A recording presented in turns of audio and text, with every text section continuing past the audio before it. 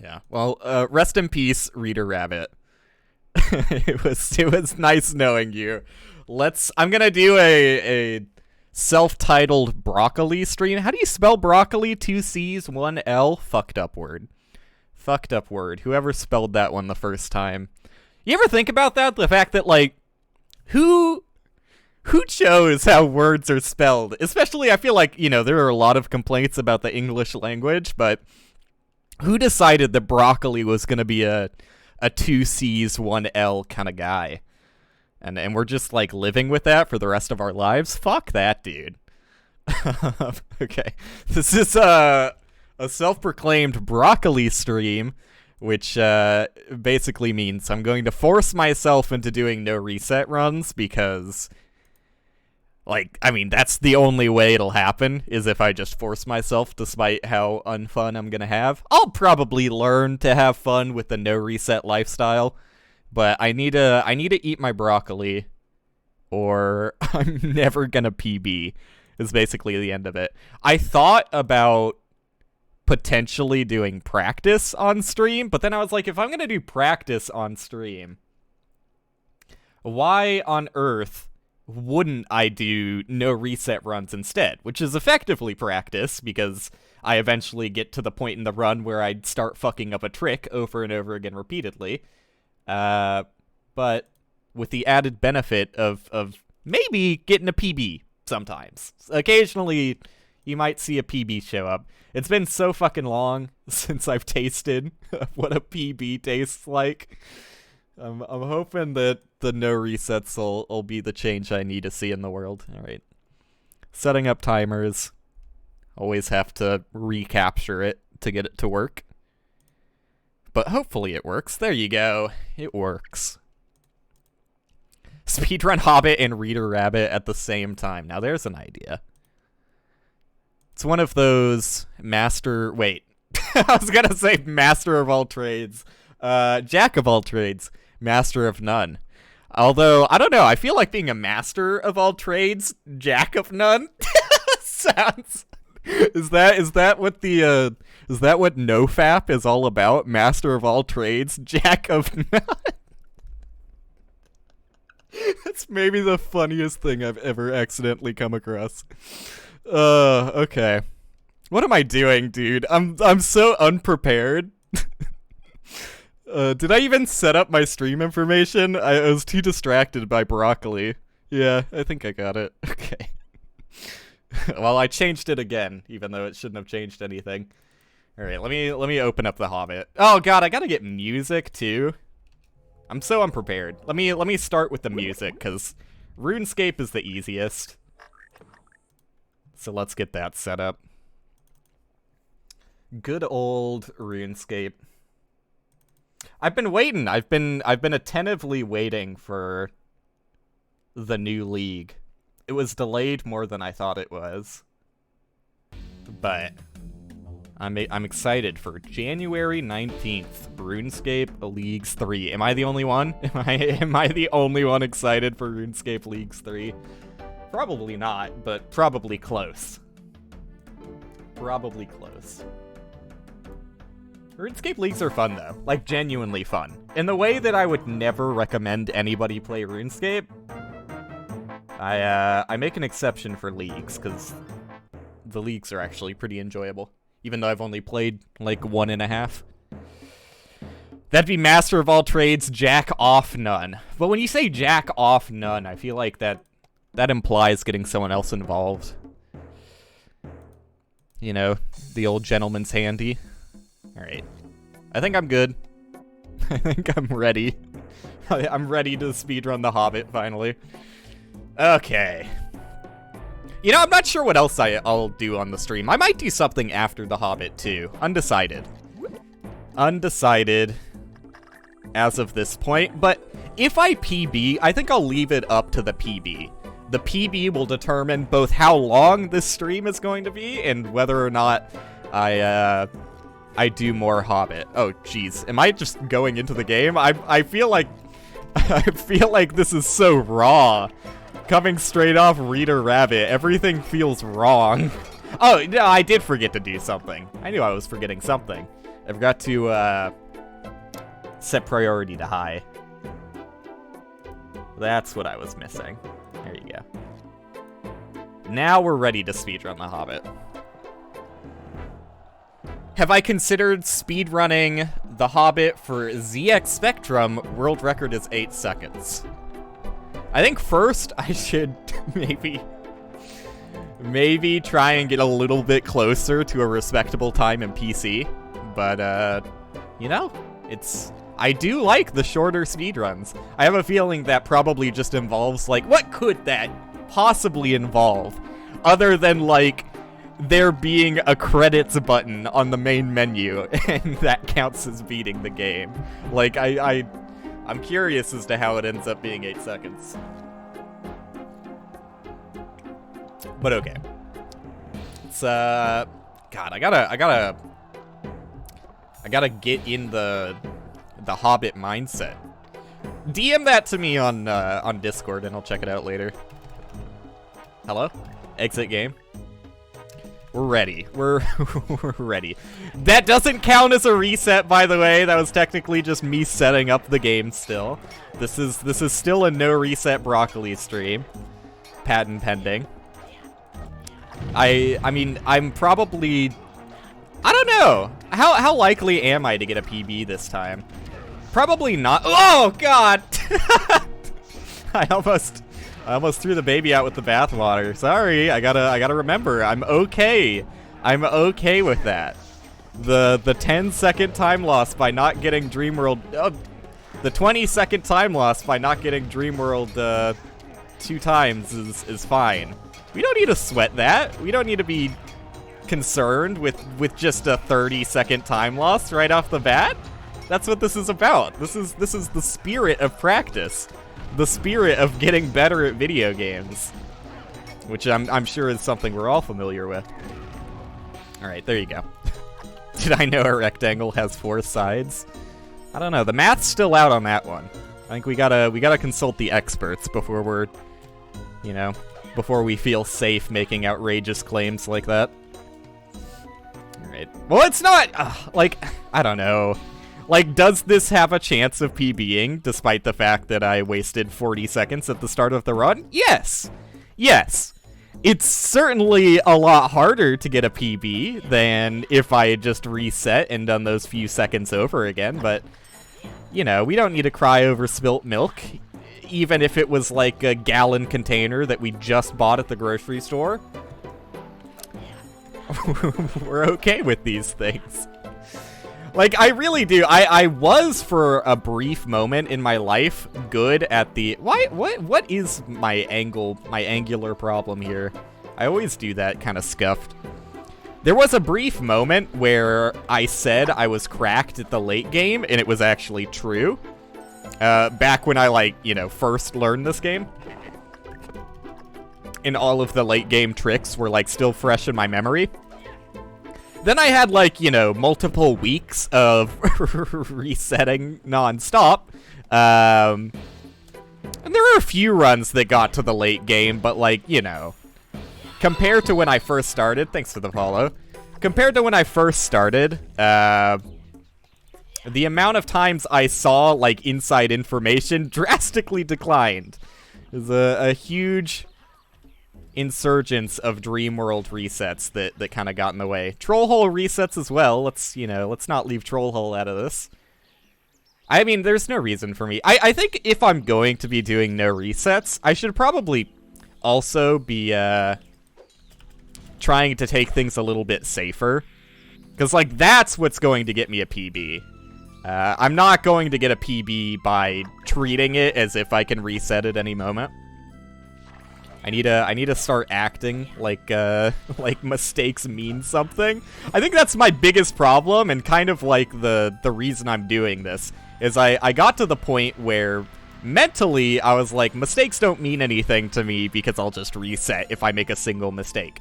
Which, like, if you don't mind wasting hours of your life resetting the first few splits, then, you know, that'll probably be a good strategy that works out for you. But if you actually want to see a PB ever in your life, you might have troubles. And those are the troubles I'm facing.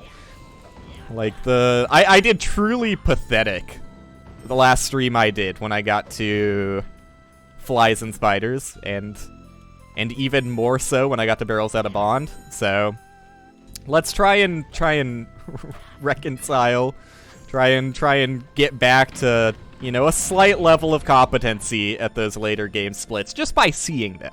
You know, it doesn't take an exorbitant amount of practice. People will tell you, you know, practice makes perfect, and that's great, but I'm out here trying to be a master of all trades, jack of none. So I don't need to concern myself with practice. If practice ever comes into play, I just move on to my next trade. Well, you know, sooner or later it's gonna pay off for me. All I have to do is, what is it? What's the month? No Nut November. November is the one that freaks online are weird about. You know, speaking of incels, I was looking at one of my Christmas gifts. I didn't really talk about any of my Christmas gifts because, I don't know, Christmas gifts aren't that interesting. Like, ooh, look at the cool stuff I got. No one wants to hear about that. I haven't even, like, used any of my Christmas gifts. There was one big Christmas gift that I refuse to disclose until it becomes relevant to the stream, which it might become relevant. I'll just say it, because now I'm the guy that I hate, which is the guy who's being unnecessarily coy about, like, something completely innocuous. My mother, kind as she is, got me and you know, I wish I didn't have to be a supporter of Mark Zuckerberg, and that probably spoils exactly what's coming up next. She got me an Oculus, because they're actually available now. Not that they're available at a great price, but they are available. It's better than when I was working at GameStop and, you know, every other day had someone come in asking for an Oculus, and we had to say, oh yeah, we had those advertisements months ago, and we only were given like 2 of them. They're somewhat available now. I think they're decently available. Anyways, that's not the point. Point is, I got it. Maybe at some point I'll do VR streams. I don't really have a lot of space in my room to, like, set that up. The Oculus Quest 2 is nicer in that it doesn't take nearly as much space as, you know, older VR devices did, but it's still a little bit cumbersome. Like, my roof is... I'm not sure if you can tell on the camera. I don't even think... Yeah, the camera does show my roof. It's pretty low-hanging, and I've got a fan, like, directly in the middle of my room. So if I tried to flail my arms around in any sort of gamer capacity, probably break a few fingers on it. But, yeah, it's the only, like, real present I got. We typically just get, like, one gift. I mean, I'm not gonna try and act like it's... Ooh, nice little air strafe I did there. What the fuck are those explosions? I don't understand where those come from. I just see them sometimes and they freak me out. Not that I'm trying to act like getting an Oculus Quest 2 isn't a big deal, but, you know, that is basically all we got. We also got candy. I ate, I did because, like, typical me style, I don't do anything interesting on my stream. The most interesting thing I've done on my stream recently is a Reader Rabbit 6 to 9 sweet run. I don't do anything cool or fun on here. Instead of taking the Harry Potter Birdie Bots or whatever Jelly Belly Jelly Bean challenge on stream, I just ate them off stream with my girlfriend and made a review list of all of the beans I ate. I gotta be real, vomit?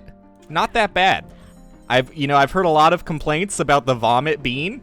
The vomit bean was both not the most offensive flavor, and beyond that, did not last in my mouth nearly as long as some of the others. I think the most pervasive one was black pepper. Black pepper stayed in my mouth for basically the entirety of the rest of the day. I should save here. Like, if I'm gonna be doing their resets, I should save there. But I'm not gonna, cause I don't know. Fuck it. This is free overhill practice, right? Like, why would I skimp out on this opportunity of getting all of this free overhill practice? Yeah, black pepper was permanent. It never went away. And I think the most offensive tasting one out of all of them was the sausage one. Like, a lot of them, the vomit included, just tasted, like, spicy. Because, like, obviously, there's not real human bile involved, right? Like, they got these flavors out of, like, various fucking kitchen spices and red dye 32, you know? They're not putting... Well, actually, they probably did put real black pepper in the black pepper one, which is probably why it lasted so long. It's not like black pepper is a dangerous substance or anything. But, yeah, a lot of the, like, you know, supposed to taste bad beans just tasted spicy. Like, they had, like, just, like, a little bit of sting to them and kind of, like, acidic taste. The soap, out of all of the bad ones, had the most distinct bad taste in that, you know, not only was it the typical spice that I'm trying to describe, but it also had, like, a really weird chemical aftertaste that I didn't like. But sausage was truly awful. Sausage was not only spicy, but there really was, like... I don't fucking know what they put in it. Maybe it was MSG or something to really amp up the strange, savory aspect of it. It tasted like meat, and I didn't like it. Like, it wasn't, you know... It's not like Bertie Bott's solved the, you know, the Beyond Meat industry's problems of getting something that's not meat to taste just like meat. It wasn't just like meat. Like, I wouldn't eat it as a meal replacer for meat because it's so accurate with its profile. It was just accurate enough to truly gross me out, including the fact that it's a jelly bean. One of these days, I'm gonna wait the correct amount of time to jump off this platform without falling in the drink. Yeah, no, so that was fun. That was, like, the only other thing to really talk about with my Christmas. How did I get this fucking conversation started with? Who remembers?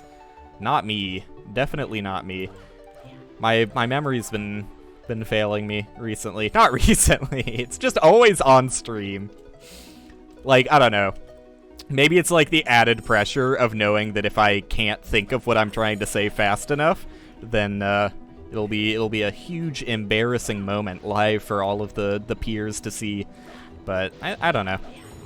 For whatever reason, when I stream, my short-term memory, especially short-term, I think it's probably just to do with the fact that I'm trying to, you know, string together a constant, you know, line of dialogue. Okay, that was a little rough.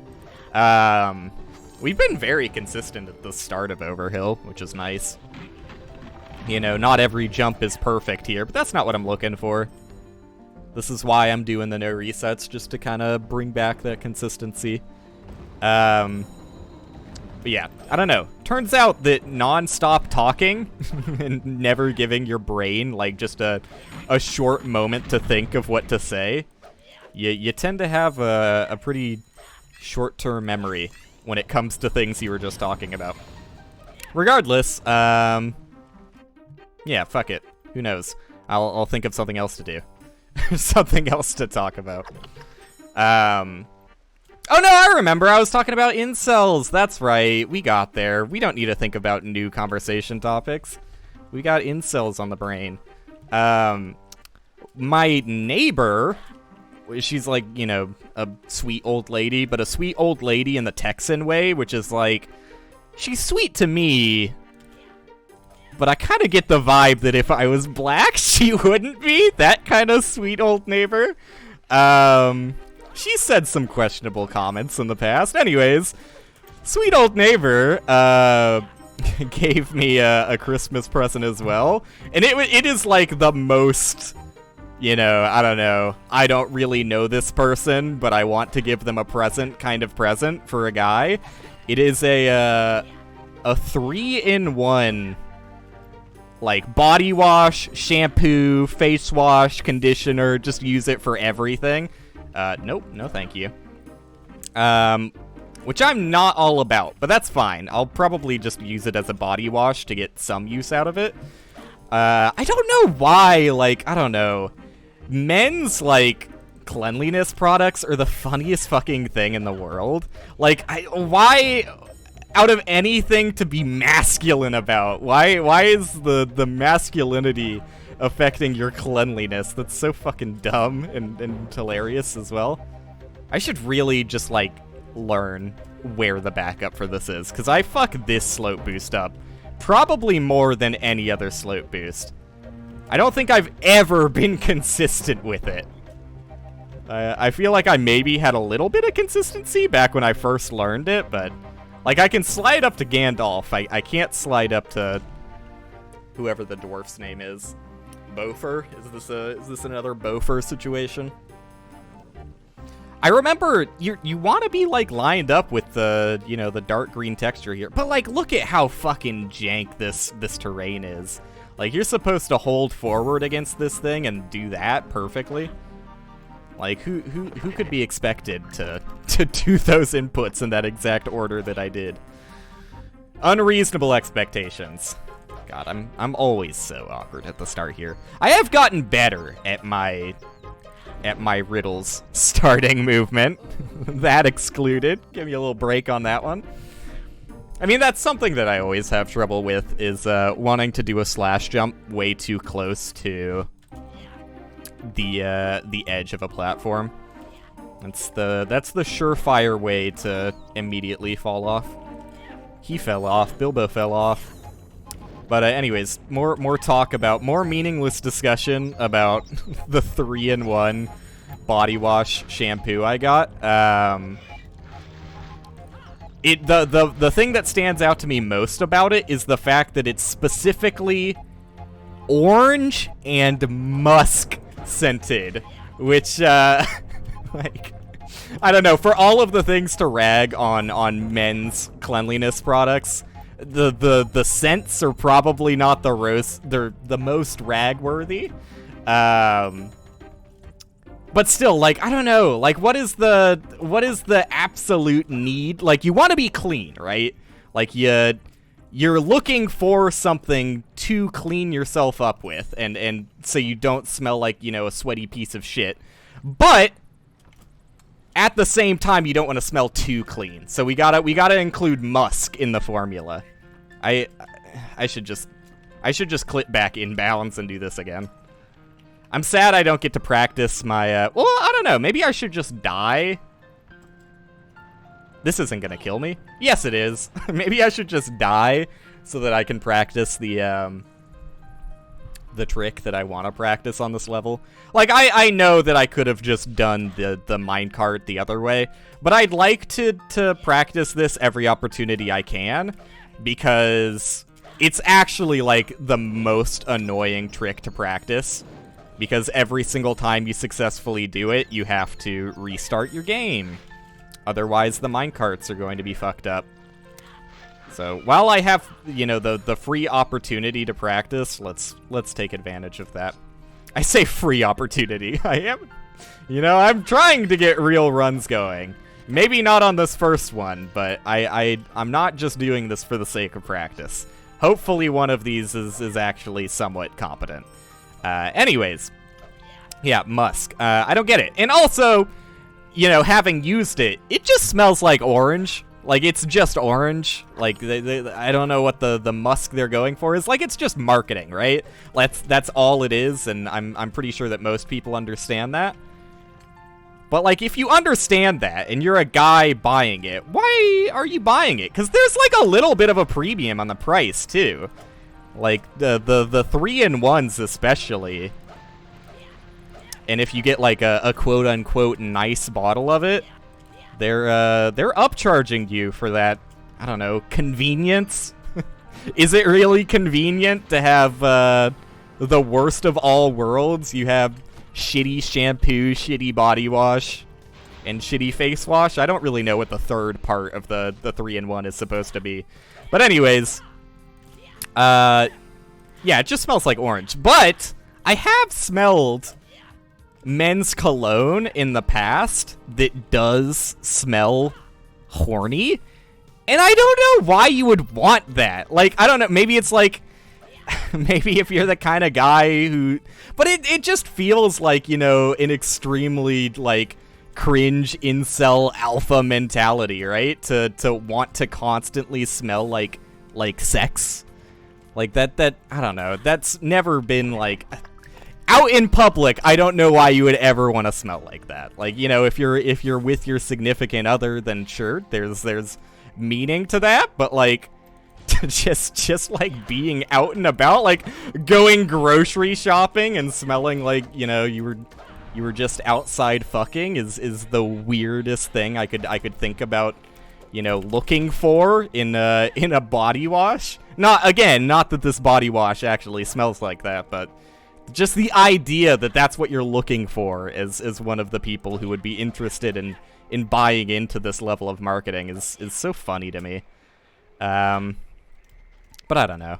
Maybe I should be glad that it doesn't smell like it, because I've always wondered, like, when I've smelled perfume that does smell like that, I'm kind of curious as to how they mimic the smell as accurately as they do.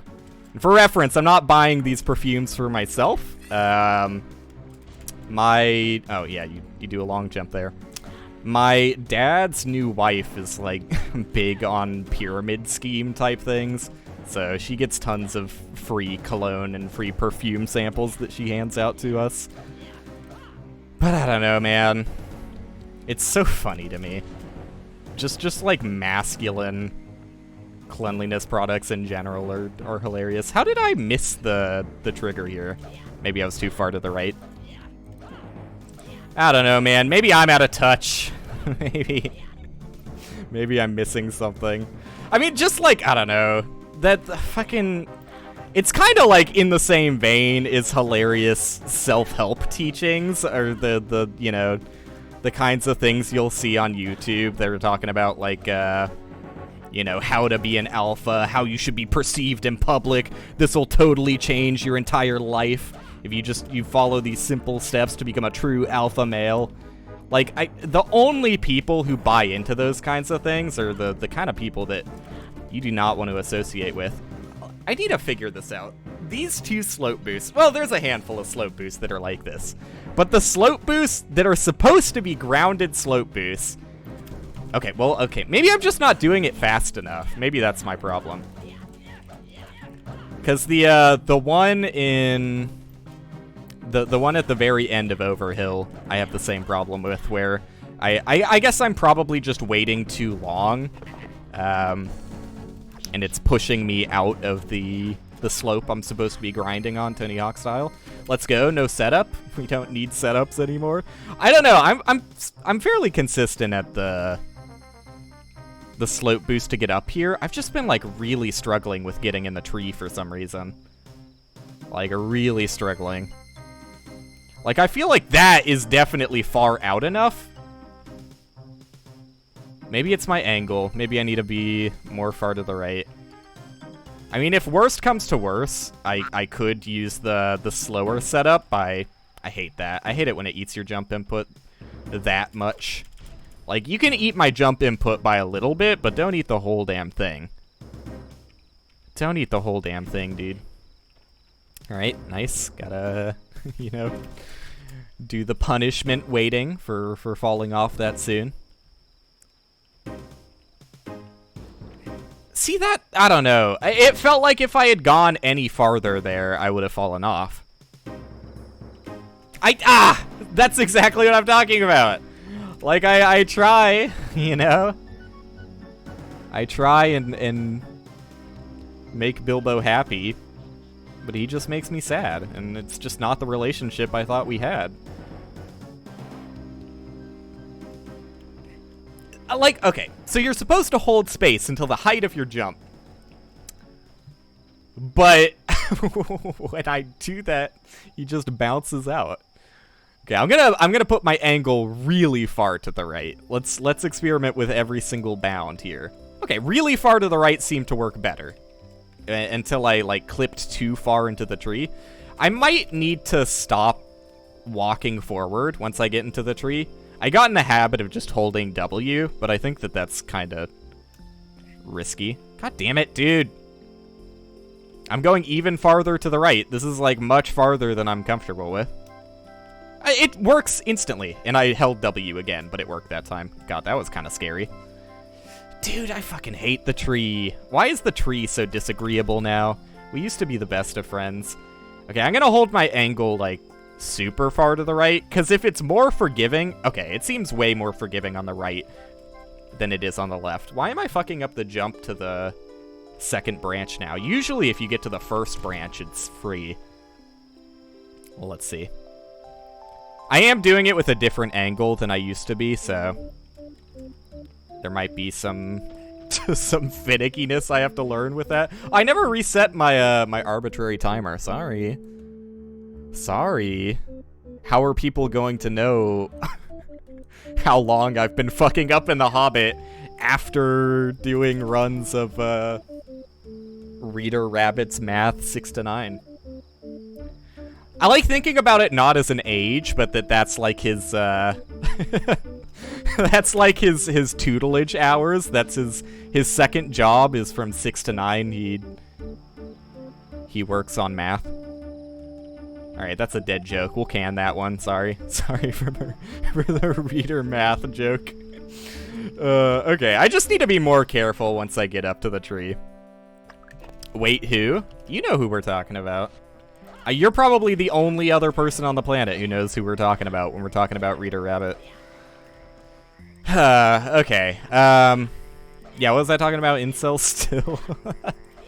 I don't think there's much more to add to that conversation, other than, like, I don't know, just alpha men in general, and especially the kind of alpha men who try and, like, sell you something on YouTube for how to truly become an alpha man is the funniest thing in the world to me. It's just a community of, like, really sad people trying to argue who's the saddest of the bunch. It's like, you know, you're not a true man unless you take as much space in public as possible. You might have heard about, like, spreading your shoulders wide, but no other alpha male is gonna teach you like I teach you. We're looking for the T-pose man, alright? If you're not walking around in public like you're an asset for the Hobbit just freshly loaded in, then you're not a true alpha male.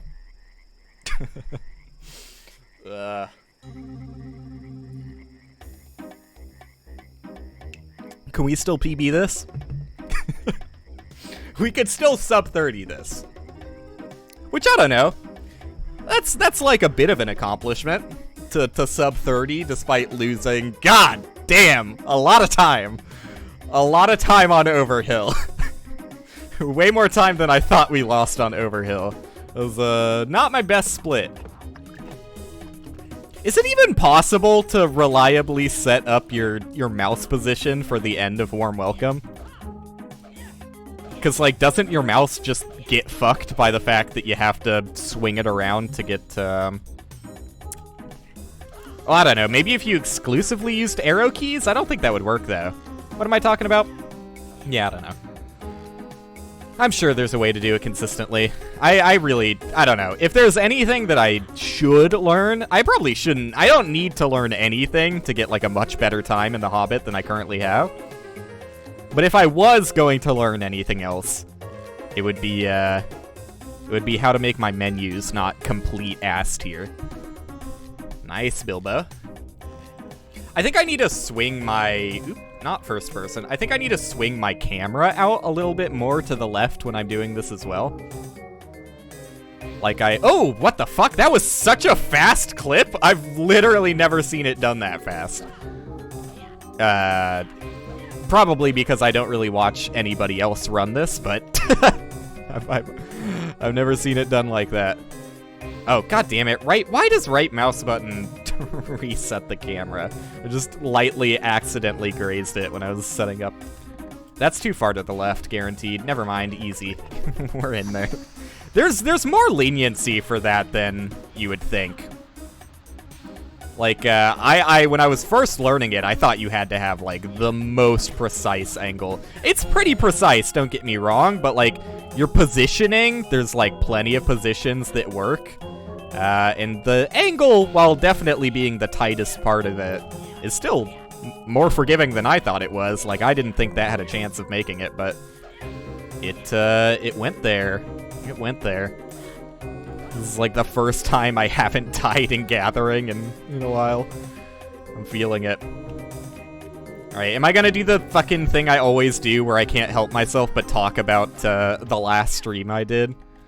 I at the end of last stream, I think the main reason I, like, anytime I have a bad stream where I feel like, you know, it didn't go as well as I thought it could have, it's usually a result of just streaming too long. Like, I shouldn't have played The Hobbit for as long as I did, but I'm so into the PB. Like, I want the PB real bad, but I can't help myself but reset as often as I do, which is why I'm forcing myself to eat some broccoli on this stream. No, please don't clip out of bounds, dude. Cringe. Yeah, I ended up streaming way longer last stream than I probably should have, and definitely way longer doing The Hobbit. Like, if I had just, like, mixed it up ever so slightly by doing something else, oops, I probably would have had a better time of things, but I didn't. It was just all Hobbit for, like, 5 hours or something. Way too much Hobbit. Way too much Hobbit for one man in one sitting. I can't do it like the pros. I can't do it like Moose or Hark when he was doing it. I mean, Hark is back. Hello? Wait, is that... Oh. I think my clip warp just got reset. I'm gonna die, because I don't really know how to fix this if your clip warp gets fucked up.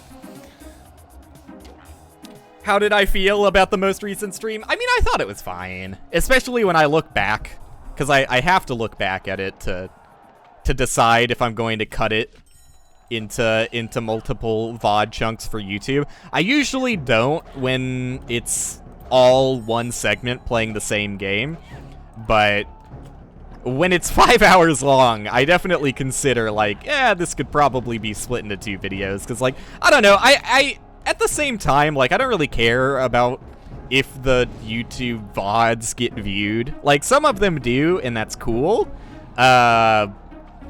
Like, the Cruelty Squad VOD got viewed more than any of my recent VODs on YouTube. Well, excluding the one I played of my own game.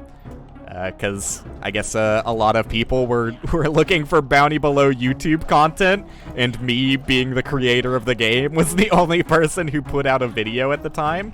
So a handful of people watched that, but... yeah, for most part, the VODs don't get any views, which is fine. It's more there just because I feel better about having a permanent record of things.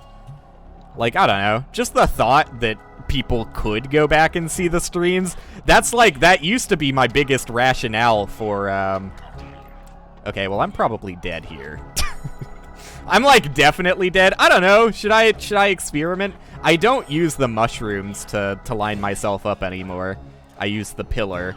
So maybe I should eat some mushrooms if I take damage here to allow myself one hit while I'm setting this up, because I do set this up fairly slowly. Anyways, yeah, last stream was fine.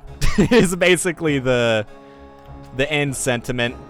There was nothing too bad about last stream, but, like, because it was New Year's, I had an inclination that less people would be available to watch at the time. And so, like, I already went in with the mentality, and I've always had this mentality, like, the past few streams I've done, and you can hear me talk about it, the fact that, like, I don't really understand, you know, I guess why the viewership has gone up recently. I guess it's mostly, like, due to Critical taking interest in The Hobbit.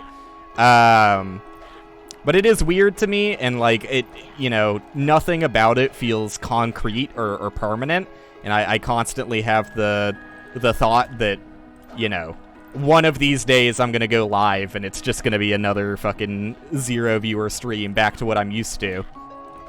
But at the same time, like, I gotta understand that even if that were to happen, like, it would probably upset me a little bit, but at the same time, like, you know, this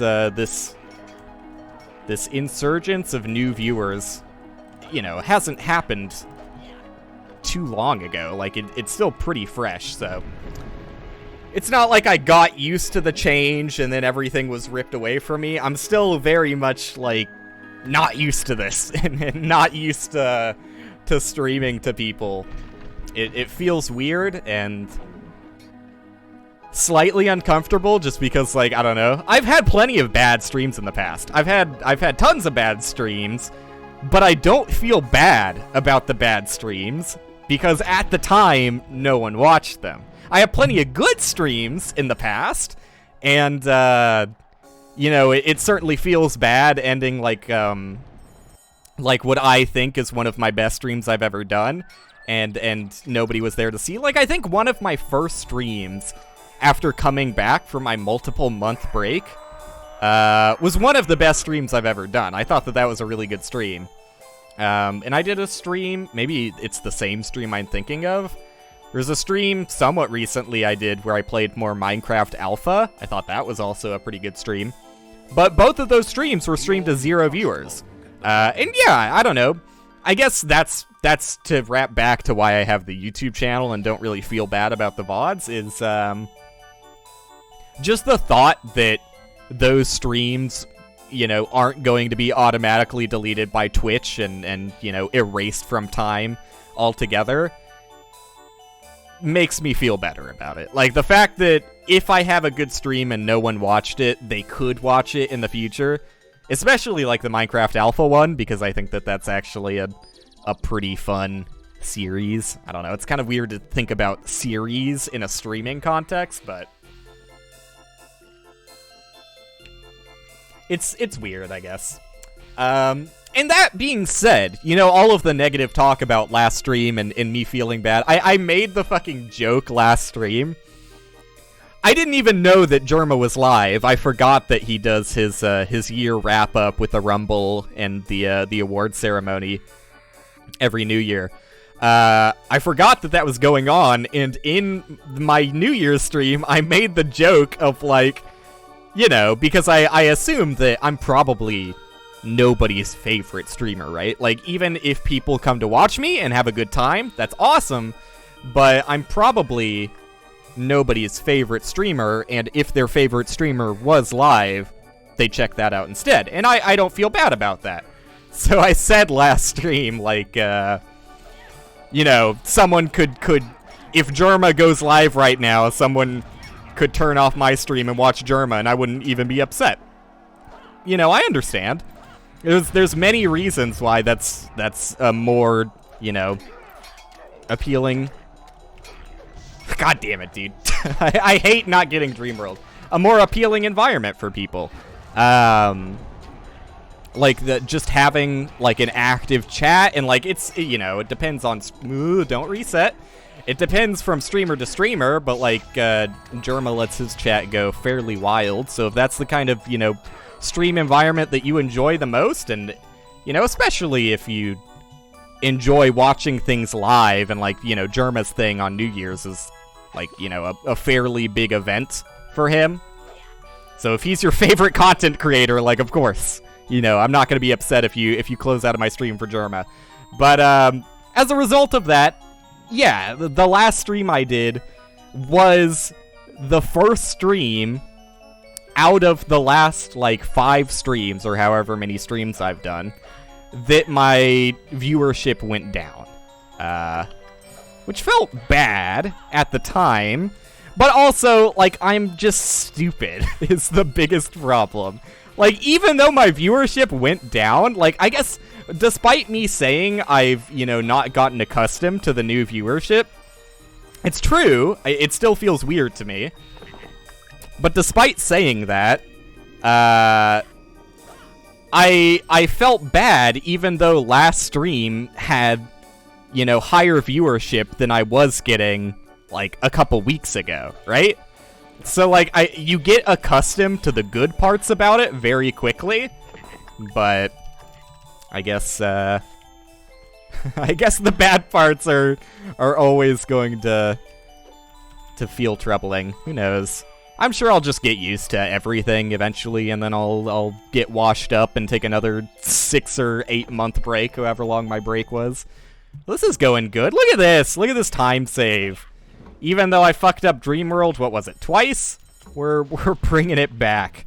I guess I can check exactly how many seconds were lost, and that's probably a fair enough estimate of how many times I fucked up Dreamworld. That's actually pretty funny to think about. You can exactly see the cause and effect on your timer as to how many times you fucked up Dreamworld by dividing the red split by 10. Oh, okay. Yep, I fucked it up 2 times. No, absolutely not. Like, I don't know. It's like, I get it, you know? Like, I said in my last stream as well, like, my favorite streamer is Northern Lion. If Northern Lion was live at the same time my stream was live and I was a viewer, I'd be like, fuck this dude. This dude's just, like, worse. He's just, like, objectively less funny. And he's playing The Hobbit, which is, like, an objectively worse speedrun than SM64. Sorry, MK, for all of the work you've done bringing the speedrun community to prominence. And you too, Crick. Sorry, you too. Can't forget the GDQ legend. But no, I genuinely have, like, no hard feelings towards watching, like, your favorite streamer. I mean, it just makes sense, right? Like, why, if given the option, wouldn't you watch your favorite? Like, I don't know, unless I was, like, on world record territory, which is probably not gonna happen. I totally understand. But if I was on world record territory, you know, I would hope maybe that would sway the vote just ever so slightly. Just saying. Not that that's ever gonna happen. Dude, the fucking world record is so unapproachable for this game. Like, just demonstrably far away from where I am. Excuse me. I saw some notification, but it didn't make a noise, which means it's one of the notifications I have disabled. I'll check it out and maybe decide to thank whoever did it in a second. Depends on what it is. It could be the classic one-person host, which I don't know. I'm probably an asshole for having that disabled, but there's good reason for having one-person hosts disabled. Because, I mean, for one, literally any viewer can do it. Like, if you have a Twitch channel, you can just host anybody and make an alert for somebody. Anyways, I'll check it out in a sec. Sorry, I'm too busy gaming. Too busy being an epic gamer. That's like the one thing that bothers me about Hobbit, legitimately, is like, I like it. Welcome. Oh, a real raid. What the fuck? Oh, sorry, not to... not to, diminish whatever the fucking first alert is. Yeah, okay, thanks. Thanks for hosting me for 5 viewers, which didn't get brought up, and now the raid, which is completely different. And of course, I appreciate the raid. Thank you. Thank you. How's it going, gamers? Bing chilling. Sorry, if I knew Mandarin, I would go deeper in that one, but John Cena, what a guy. What a guy. I do feel weird about, I feel kind of weird about, like, Chris Wilson from Path of Exile for being as, I don't know, intertwined with China as he is, but I do get a little bit of a strange feeling from John Cena. Not that it matters at all. The only thing that would matter about the Chris Wilson thing is it actually affects Path of Exile. Good job getting past riddles, though, Shock. Let's go. Somebody who's just as bad as the game as I am? Just as bad as the game? Let's roll with that. I didn't fuck up my sentence. I know, dude. I really gotta brush up on my Arabic. Oh, I reset! Fuck, dude. I got so distracted. That was actually like a mindless reset. I'm supposed to be doing no reset runs. Yeah, no, Shocky, come on, dude. I mean, when's the last time you set a world record? Months ago? Step it up, dude. That's kind of weird, though. Like, I don't know. Do you have, like, actually any incentive to improve? Like, still, even though, like, Moose is probably going to be hot on your tail, like, he's getting better faster and faster. Sooner or later, no one will be able to stop him. But, do you really have that much incentive to, like, improve on what you've already done? Like, I know that if I got a world record in Hobbit, I'd be fucking out of here, dude. I'd just be sitting on my throne and smiling while I'm playing goddamn Minecraft Alpha or something dumb. Thanks, Shaki. Yes, I don't know, man. I wouldn't be able to do it. I would just be focused. Well, I guess it's just because, like, I started with variety, right? Like, I am I am a variety streamer, so I guess it's kind of natural that if I got a world record, I would go back to doing variety. I mean, I kind of just want to do more variety in general, which is why I am now going to pivot into a full-time Reader Rabbit's Math 6 to 9 streamer. Because that went so well. Everybody loved that segment of today's stream. But I don't know, man. I couldn't do it. So I guess props on you for, like, caring about self-improvement. I imagine there's probably a hefty amount of just being afraid that Moose is going to overtake you soon, because he's trying his hardest. He hasn't been streaming too recently. I don't remember. When is the last time Moose streamed? It was, like, close to a week ago.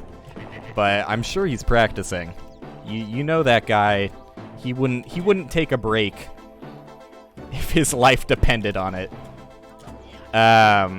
Maybe, I don't know. Maybe he's having a great time. Anyways, yeah, as I see my chat flowing and my inability to read it progresses, that was the thing I didn't get to mention earlier. It's like, my biggest complaint about Hobbit is the fact that it really does kind of demand, like, all of your attention for basically the entirety of the run. There's not too many windows for me to look at chat. I'm sure it doesn't matter as much if you're Shocky, because you just slam out world records and every 12 minutes get to look back at your chat history. But for me, when it takes me, I don't know, on average 30 minutes, if the last run is anything to show for, it takes me on average 30 minutes to finish a run. Dude, I'm gonna do so badly at the races. I don't know, man. I feel like, well, I don't know. I feel like everyone who doesn't take extremely safe strats is going to do worse. I've gotta save at, like, every opportunity. Save before bean jump. Save before inside info. Like, I just gotta be a little save freak. And then I might have a chance. But I'm so inconsistent with the tricks that I'll either win a race and surprise everybody, or the more likely scenario is I'll go 0-3, or however many races we're gonna do. I haven't done any planning. We do actually have the group fully together, or at least everyone who's currently posed interest. If anybody, you know, listening right now wants to get in the first race before we, you know, finalize things and make plans and all that, it's still in the plan-making phase, so you can, in the Hobbit Speedrun Discord, find me. I'm William Cheek. DM me, and I'll invite you to the group, and we can, you know, we can organize from there. But, the voice call is gonna be awful, like, no matter what. Even if nobody else joins, the voice call is already, like, a complete mess. I think we have 8 people in there, maybe 9 people, I don't fully remember. But we do have everyone who currently posed interest in the group. Gotta wait on Caleb/Zion, because they are currently sick at the moment, wishing them the best. But, we can actually start to plan. We can do something there. We can potentially get closer to having a set date for when we're gonna do races. And, even better, know how many races we're gonna do. Or at least out of what. I plan on doing more than one, you know, casual shitty Hobbit race. So if you don't make it in the first one, but you see how awful of a voice chat it is, and decide that for whatever reason you want in on that for race number 2, don't fear, because there will be a race number 2. God damn it, dude, I suck ass at this. Hey, Hark. That's all I got. I got to see one person's name in chat before I felt like I needed to look back. Can someone... Okay, let's take a break here now that... Well, I don't know. This could still PB, as sad as that is. God damn it, dude. I was such on pace, so much pace. I fucking suck at this. It's supposed to be a grounded slope boost. Am I not in the right position? I also have no idea how to do the backup. I'm gonna focus up on... Okay, maybe I don't. Maybe I don't focus up. Let's do practice. I'm giving up on this run officially. Can somebody tell me what I'm doing wrong here? I feel like... I don't know. I just don't get it. It doesn't feel like a grounded one. Angle left harder? Alright, let's try that. I feel like the positioning has never changed. Oh, that that wasn't very good. Let me read chat here. Let's see. Where did I leave off? Oh, dude, there's a lot of chat. Fuck. Look at me. Unprofessional streamer. I haven't been keeping up with it at all. It's an acceptable form of CBT, sorry.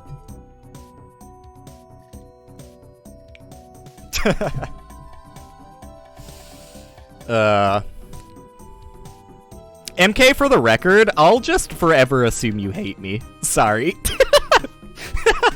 I don't care how much you actually think of me, but I'll just always assume you hate me because I made one joke about C# and you didn't like it. So that's an instant respect decline. No respect for me. Yeah, no. Moose has a way to go, but I mean the rate of which he's improved is still worth being a little bit frightened, I would expect. I would expect Shocky's feeling a little bit of fear in his heart. And Hark, sorry! I guess I just didn't include Hark because he hasn't streamed due to holidays, but yeah, Hark as well. You also improved quite quickly.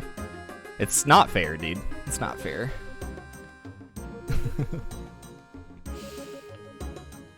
You're totally welcome. You're totally welcome to join whenever you feel comfortable joining the race. The problem is that you're doing a podcast while doing it. Look, I thought about doing silent runs. Like, I really thought about, you know, maybe once or twice a stream, I would do a silent run. But that is, like, first off, so against what I want my stream to be that I don't think I could ever do it. And secondly, if I actually PB'd on a silent run, I would feel fucking awful if I had to, like, not only submit that, but have, like, that be on my channel as, like, hey, you know, first-time viewer, introduction to my channel, you know, check out my PB of The Hobbit. If people came to my channel and that was the first thing they saw is me silently running while RuneScape music plays in the background, I would, I think I would die. I think I would probably die. You see that super dark spot? Stand between that and the grass. Give yourself a run up. You can't really do it from a standstill. Super dark spot, stand between that and the grass. Okay, like here? Like, because I always angled it, like, with this line right here in the wall. I think MK said that in his tutorial. Okay, well that, with the run up, worked flawlessly immediately. Alright. Don't assume I hate you because of that? What the heck? No. It's too late, dude. You hate me. I can never recover. I fucked up, you know, I made a mistake. Just one out of touch joke with C# is all it takes. I'm blacklisted. Just tap S once after rubbing against the wall. That's enough of a run up. Alright, let's test that. Let's test that. Let's test that. Yeah, no, that worked. That worked fine. That worked fine. Dumb question. C# sounds like a music key to me, but I'm like 100% sure that's not what's being talked about here. Yeah, the programming kind.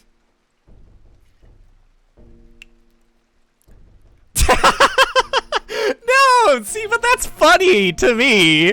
That's funny. Like, I brought it up because it's, I don't know, I think it's hilarious. Oh, it does sound bad. You just have to live with that. I'm an asshole. You should hate me, because that's the kind of shit that I think is funny. Fuck C# Hark! No! Hark. See, now we do genuinely get to hate Hark for this. C#'s not bad. C# is the most fun programming language to use. It's... I mean, it takes out a lot of the archaic, incomplete systems that C++ tries to implement. And it's garbage collected. So, I mean, there's plenty of reasons to hate that on its own, but I don't know. Garbage collection is just convenient, and the memory is usually, you know, not super needed. Like, modern PCs don't require that much overhead to run a program. Oh, he meant the music note. Okay, fine. Yeah, you can hate that. I know nothing about music theory. I try to pretend like I know music theory because that really, like, buys into my ego about being as much of a music snob as I am. But, yeah, I have no idea. You know, I know the fucking... What are they? I don't even remember the jazz performer. I want to say Cold Stone, but I know that's ice cream, but I'm gonna say it because me looking dumb on stream is funny. Who's the fucking jazz performer who did, you know the one. You know the one. You can fill in the notes. you can fill in the blanks for me. You respect me talking so much? That's what I do. Like, I am, at heart, I only care about being a variety streamer. I only care about being entertaining. Because I know I can't be good at games. I know that the gameplay part of it is always like a side dish. For me, at least. I would hope that the entertaining part is enough to compensate for the gameplay part. Okay. Well, I've mastered this now, and I'm never... Oh, and I'm never gonna fuck it up again. I think I do need to be standing closer to the grass, is my problem. It seemed to work better when I was, like, this distance from the grass. That's what I was fucking up. Let's roll with that. Let's assume that was, what was wrong. And move on. Never have to think about that trick ever again, because I've mastered it. One of these days that jazz composer is going to come to mind. I say composer. I mean, he has composed things, but I think he's mostly known for his improv. Anyways, fuck. He's, like, literally the most famous jazz guy.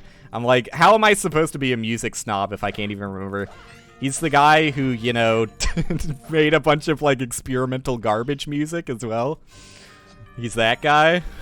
Sorry for people who love that dude's more experimental jazz, but he really did just play every note possible at once and was like, there you go, that's my music. He, like, single-handedly invented music theory and then destroyed it immediately afterwards.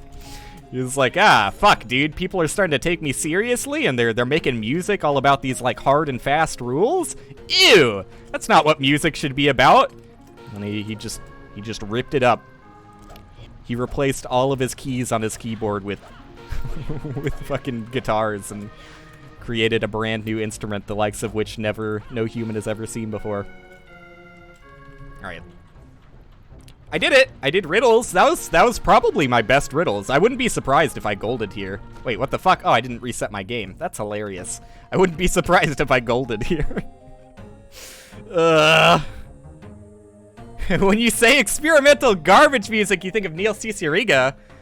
I love Neil. I love, well, okay, I didn't like his most recent, what is it? Is the most recent one Mouth Feel? Mouth... Whatever the most recent one is, I didn't like as much as Mouth Moods. I think Mouth Moods is, like, the peak of his craft. But beyond that, I also like, his Lemon Demon stuff. I don't even know if it still goes under that name. Sorry, let me just get in the game. So wait, what am I doing? Getting in the game. The whole reason I went to the main menu was to exit the game. I completely forgot what I was doing. What is it? Spirit Phone? Spirit... Is that the name of the album? That's good. It's got some bops on it. It's got some bangers. Neil C. Suriga is not my favorite of, like, the YouTube into music career guys. I don't know. Would you even call him a YouTube into music career guy? He's always just been kind of a everything sort of guy. Master of all trades, jack of none, as we like to say. Ultimate Showdown was the magnum opus. I mean, when you peak that early in life, it really is hard to feel like, you know, there's any purpose, but I feel like he's found a purpose past Ultimate Showdown. But anyways, yeah, I don't know, fucking out of the online music, can we do myself a favor? I just feel better if I can reset in Dreamworld. I'm not gonna reset outside of Dreamworld. I just want to reset in Dreamworld. Just give me, like, a little bit, okay? Like, you're already forcing me to eat my broccoli this stream. At the very least, give me a bit of candy. You know, a little sugar helps the medicine go down. Let me reset repeatedly on Dreamworld. There's this other YouTuber named CM Westland. Oh, you mean, yeah. He's the guy who made... Am I insane, or is he the guy who made the Goblin song? Anybody else know about the Goblin song? I actually really like that guy as well. He also made that really popular... I forget the name of the song. But the Can't Touch This cover, except as a white guy, and he's, like, you know, extremely no flow to his lyrics at all. Yeah, I like that guy. He's funny, he can sing, and he's got his own music going on. If this is the same guy we're talking about, I think it is. But I went down that rabbit hole, like, a few years ago and forgot about it. But I would also not say that he's the peak of YouTube into music career. You're so not talking about the same person? The joke is that you're CM Westland? Fuck. Ah, no. Okay. There's a guy with a very similar username. I swear it's a similar username. You can fact check this. Go on YouTube and search, like, Goblin Dance, I think is the name of the song. He has a very similar username. So, okay, you can't blame me for making a fool of myself. You can if you want, like, if you really want to push the margins. Technically, legally speaking, you could blame me, but I'd prefer if you didn't. Is it Chris Westafelin? I think is his name, his full name. I don't remember what his username is on YouTube, but I swear it's close. It's fairly close.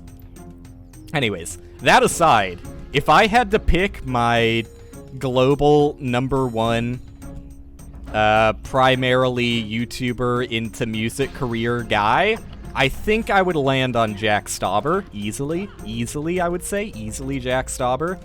And an honorary second place goes to Bill Wirtz. Those are my two picks. You can judge them as you see fit. You know, I'm starting a real run here, so unless I, like, fuck up horribly to the point where I don't care about my time, it's gonna be a bit till I can read chat. Sam Westafelin. All right, close enough. Close enough. Look at that. I even snuck out one chat message. Like, I feel bad. Maybe that's why I feel like I can't look at chat at all, is because, like, there are very brief moments where I could pick out, like, one message if I really wanted to, but I don't know. Then I feel like I skipped over people. Crix, I completely skipped over the part of last stream, or was it 2 streams ago, where you explained that you were on an alt account. I saw the message where Moose said, "Hey, Crix," so I gathered together that it was you, but I missed your explanation entirely. Oh, fuck, oh, this is actually kind of bad. I didn't... Do I care about this run still? I should, because this isn't the worst thing, all things considered. But my long jumps are really janky right now, and I remembered that I forgot.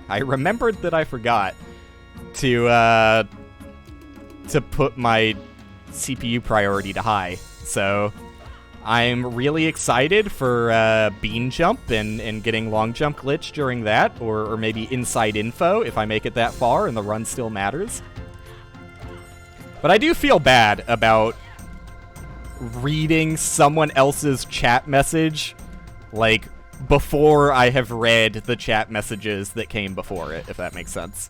I want everybody to feel recognized and appreciated in this chat room. It's really, like, we have one of the best communities on Twitch. It's kind of like a happy little family here, you know? We respect each other, and we treat each other with love and kindness, and honestly, just like a happy little family here. We make jokes. We have fun here. But, yeah, I don't know. Do I have anything else funny to talk about, or am I washed up already? I think I do have things that are funny to talk about, but because I went straight into Reader Rabbit, I forgot to glance. I forgot to glance at my very professional streamer notes section of my phone, where I mentally prepare myself for the things I want to talk about during stream. You know, I've been looking for apartments. There's one that's definitely on the list. I've been looking for an apartment, because, you know, you can only be a burden on your mother for so long. 24 years is, I don't know, I feel like 24 years is approaching average by this generation standard, but I would like to get my own place and move in with my girlfriend soon, so we're looking for cheap apartments in the area, and I think I've come to a conclusion that every single apartment in Houston, Texas has roaches. Like, every single one of them. Like, you know, I was looking through the reviews for all of these apartments, and trying to find one that's not absolutely awful. The reviews in every single apartment complex is horrible. Like, how are people living in You would actually think that, like, just by living in these apartments, you will die. Like, there's people talking about, I got fucking robbed at gunpoint in the gated community heading out of my car, and then I went into my house and there were roaches there? Like, the reviews are just monumentally bad for absolutely every single apartment I've looked at. That I just ended up going with, nice. Oh, that's probably, like, the absolute worst thing you can do. I just asked a friend who still lives in Houston, like, one of my only friends who still lives in Houston, what apartments they've stayed at and what they would recommend, and they gave me a decent recommendation that the reviews were still, like, roach-infested hellhole, run away. Like, the reviews are so fucking, like, dire. Like, there was at least one review per apartment that started all caps, run away, do not even think about living here. It really shined light on the living situations in Houston. Okay, let me recap on chat. I like the casual chat recap sections. They're easy for me. Like, being a guy who, you know, I've streamed close to over a year. Not over a year's worth of content, but including the long-ass break I took, over a year of streaming. I'm not used to having people to talk to, so, you know, getting this opportunity every now and then to actually read chat and fuel my conversation instead of having to put on an endless banter with just myself feels nice. Sam Westafellan, does T-Series count as YouTuber to musician? Probably not. But I'll let you have that one. I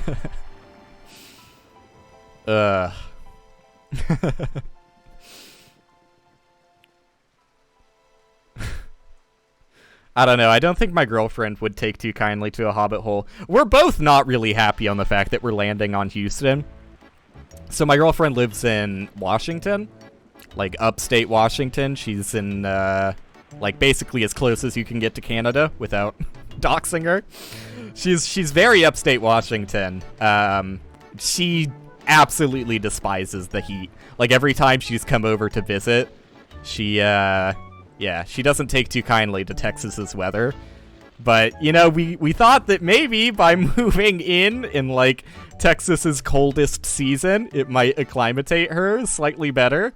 But yeah, I don't know. Neither of us are super happy with Houston. We wanted to move up there, but she works for her mom, and her sister just graduated high school and was like, hey, it's not fair that you're letting my sister get a job at your place, but they only have the one position available. So now her sister is just taking, like, a majority heap of her shifts. So since there's not really a lot of jobs in their area, we just decided it's probably best to go with Houston. It's more affordable, despite the fact that minimum wage is kind of unlivable. At least there being two of us, we could probably make something work. We're looking, for sure. You had such a roach infestation at the place you moved into. You gotta be on top of that shit if you want them gone. Like, I feel like it's impossible if you're in an apartment, though, right? Like, if you get a roach infestation, doesn't it entirely depend on your neighbors to also be on top of it? And, like, being somebody who is related to a hoarder who constantly gets kicked out of their apartment for causing roach issues and their next door neighbors, I feel like there's only so much you can do about roaches in a place that has roaches. So, I don't know. When I saw, like, every single roach review, I just kind of glazed over because I'm like, yeah, it's fucking Houston, Texas. Like, it's a city in a humid, hot area. Of course there's gonna be roaches. Like, I feel like that's just kind of unavoidable. Yeah, the long-distance move is hard. It's difficult to get it together, but, you know, all you can do is try. I've got enough saved up from when I worked at GameStop for a year that I can afford a handful of months' rent, which is nice. But still, like, I don't know. We're currently trying to see if we can, you know, get a lease on an apartment without either of us having jobs, but it's probably not going to work out so well. We're going to try, though. I have no idea what my credit score is. It's probably pretty bad. I don't even have my... Do you have a credit score if you've never, you know, had credit? Like, my mom is the one who technically made the purchase for my car because she could get a much better rate. Even though I'm paying for the car, she did it, so it's technically under her name, credit-wise. Which, you know, I'm fine with. Like, you can make the argument that my mom scammed me out of getting a credit score because I'm technically still paying it. But if I was paying it myself, I would probably have to charge, like, double a monthly rate. So I'm satisfied with the agreement. But, oh, okay, I see. Are you not living in an apartment then? Because that definitely makes a difference if you're renting a house or something. Yeah, I don't know. I just feel like roaches in an apartment is just something you have to live with. Like, you can call hopefully the management is good enough that you can call them and get pest control in with a reasonable time, but I don't know. I feel like it's just kind of inevitable that it'll happen at some points. Alright, fuck. Let's, wait, no! God damn it, dude! It's actually, like, in my DNA. If I take a break, like, sitting and reading chat for any amount of time, my reflex is to reset. I'm supposed to be eating my broccoli! This is supposed to be a no reset stream. Okay, sorry. I'll clean my plate next time. I'll eat all the broccoli given to me, trust me. Oh, look at this schmovement, dude. He's quick with it. Look at these! Look at these slash jumps. No one's doing it quite like me. Oh, this is gold tier. This is gold tier. I gotta go for it. Ooh. Ooh, some bad slash jumps at the... Ooh, fucking that up. Alright. Okay. I got too invested in it. I got far too invested. I've only gotten the, I think I've only gotten the 19-second Dream World once. And I've never pushed beyond that. I have no idea how many milliseconds that's at, but it sure felt good when I got it. I'm only clean with it sometimes. Like, God, I feel like I can string together a God run. I would love to see what my sum of best is. I actually haven't glanced at that in ages. But, I think some of my gold splits are broken, though, if I remember correctly. I think, well, I don't know. They're not broken, but they're not as good as... Oh, fuck. You know what? Because I realized I still have long jump glitch, I'm gonna reset here. I need to set the priority to high. Yeah, some of my golds got deleted because I'm a dumbass. And I saw no problems with, just leaving my Hobbit timer open while I played Super Mario 64 and split that repeatedly. Hello? Thank you. So I had to delete a bunch of golds that were like 1 second long. So some of my golds are busted.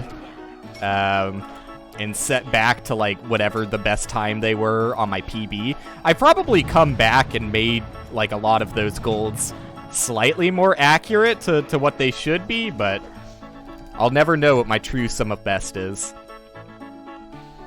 I have no opposition to adding sum of best to my timer. I'm just, I don't know. I just, like, set my timer up once and was like, I'm good to go. Let's fucking send it. But I should add that for my own sake. I would love to see, God, wouldn't it be crazy? Wouldn't everybody's mind be blown if my sum of best was better than the world record? I'm secretly the most cracked Hobbit runner. I just can't string together a single consistent run.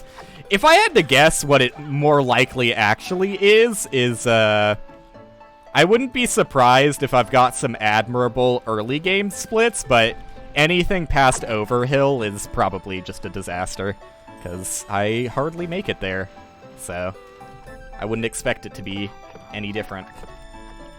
You've done the same thing with golds. Let's go, dude. I'm not the only dumbass in the world. I thought it was just me. But yeah, looking for apartments has been rough. We have an appointment to go actually see one in person. Dude, I don't know. It's a little.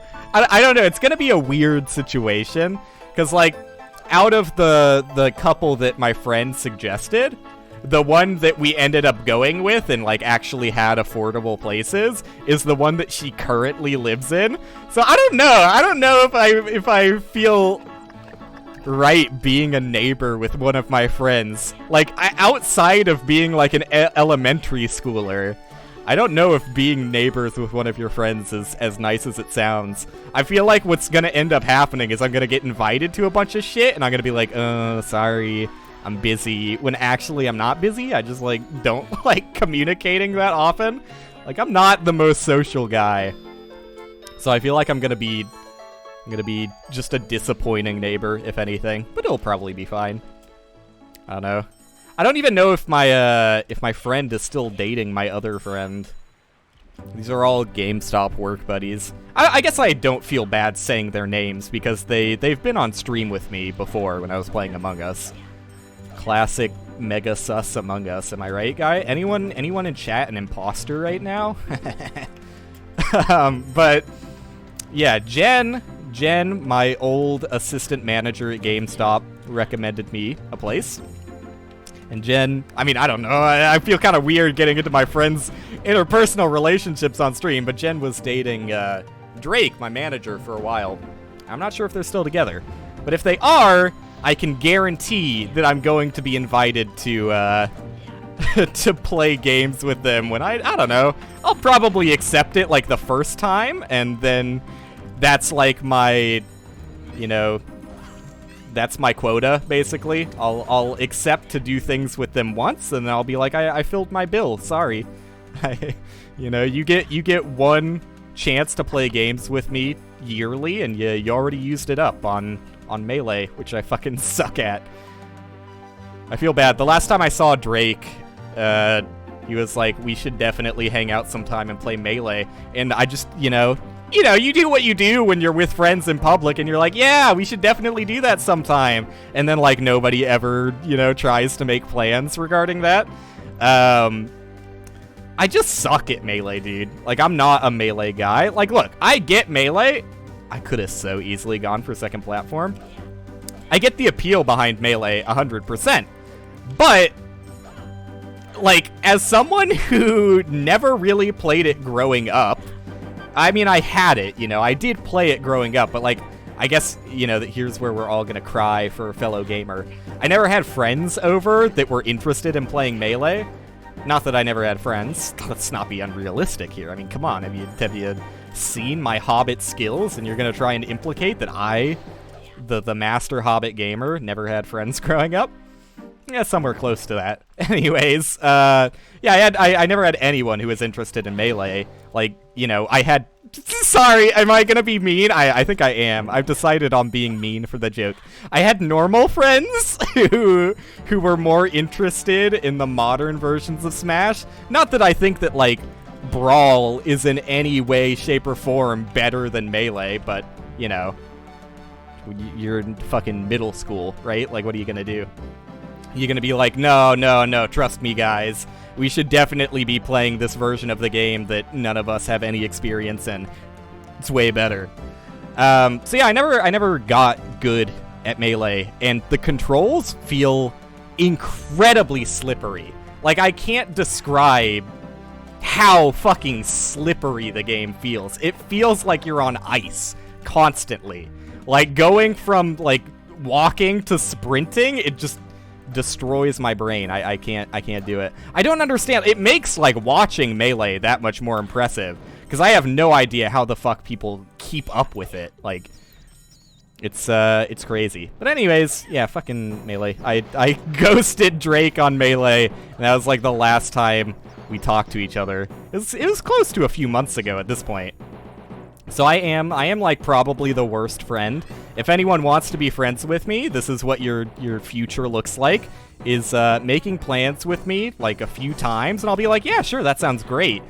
And then, I don't know, pretending like I'm too busy for any other plans ever. Look at this schmovement, dude. Grabbed the rope for a little bit just for fun. I don't know.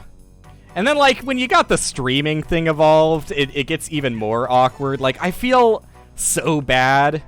Like, I felt bad asking MK for it, too. Like, MK, if you're still here, don't act like, just because I embarrassed you a little bit by mentioning it on stream, that was the worst of it. I felt awkward as hell even asking.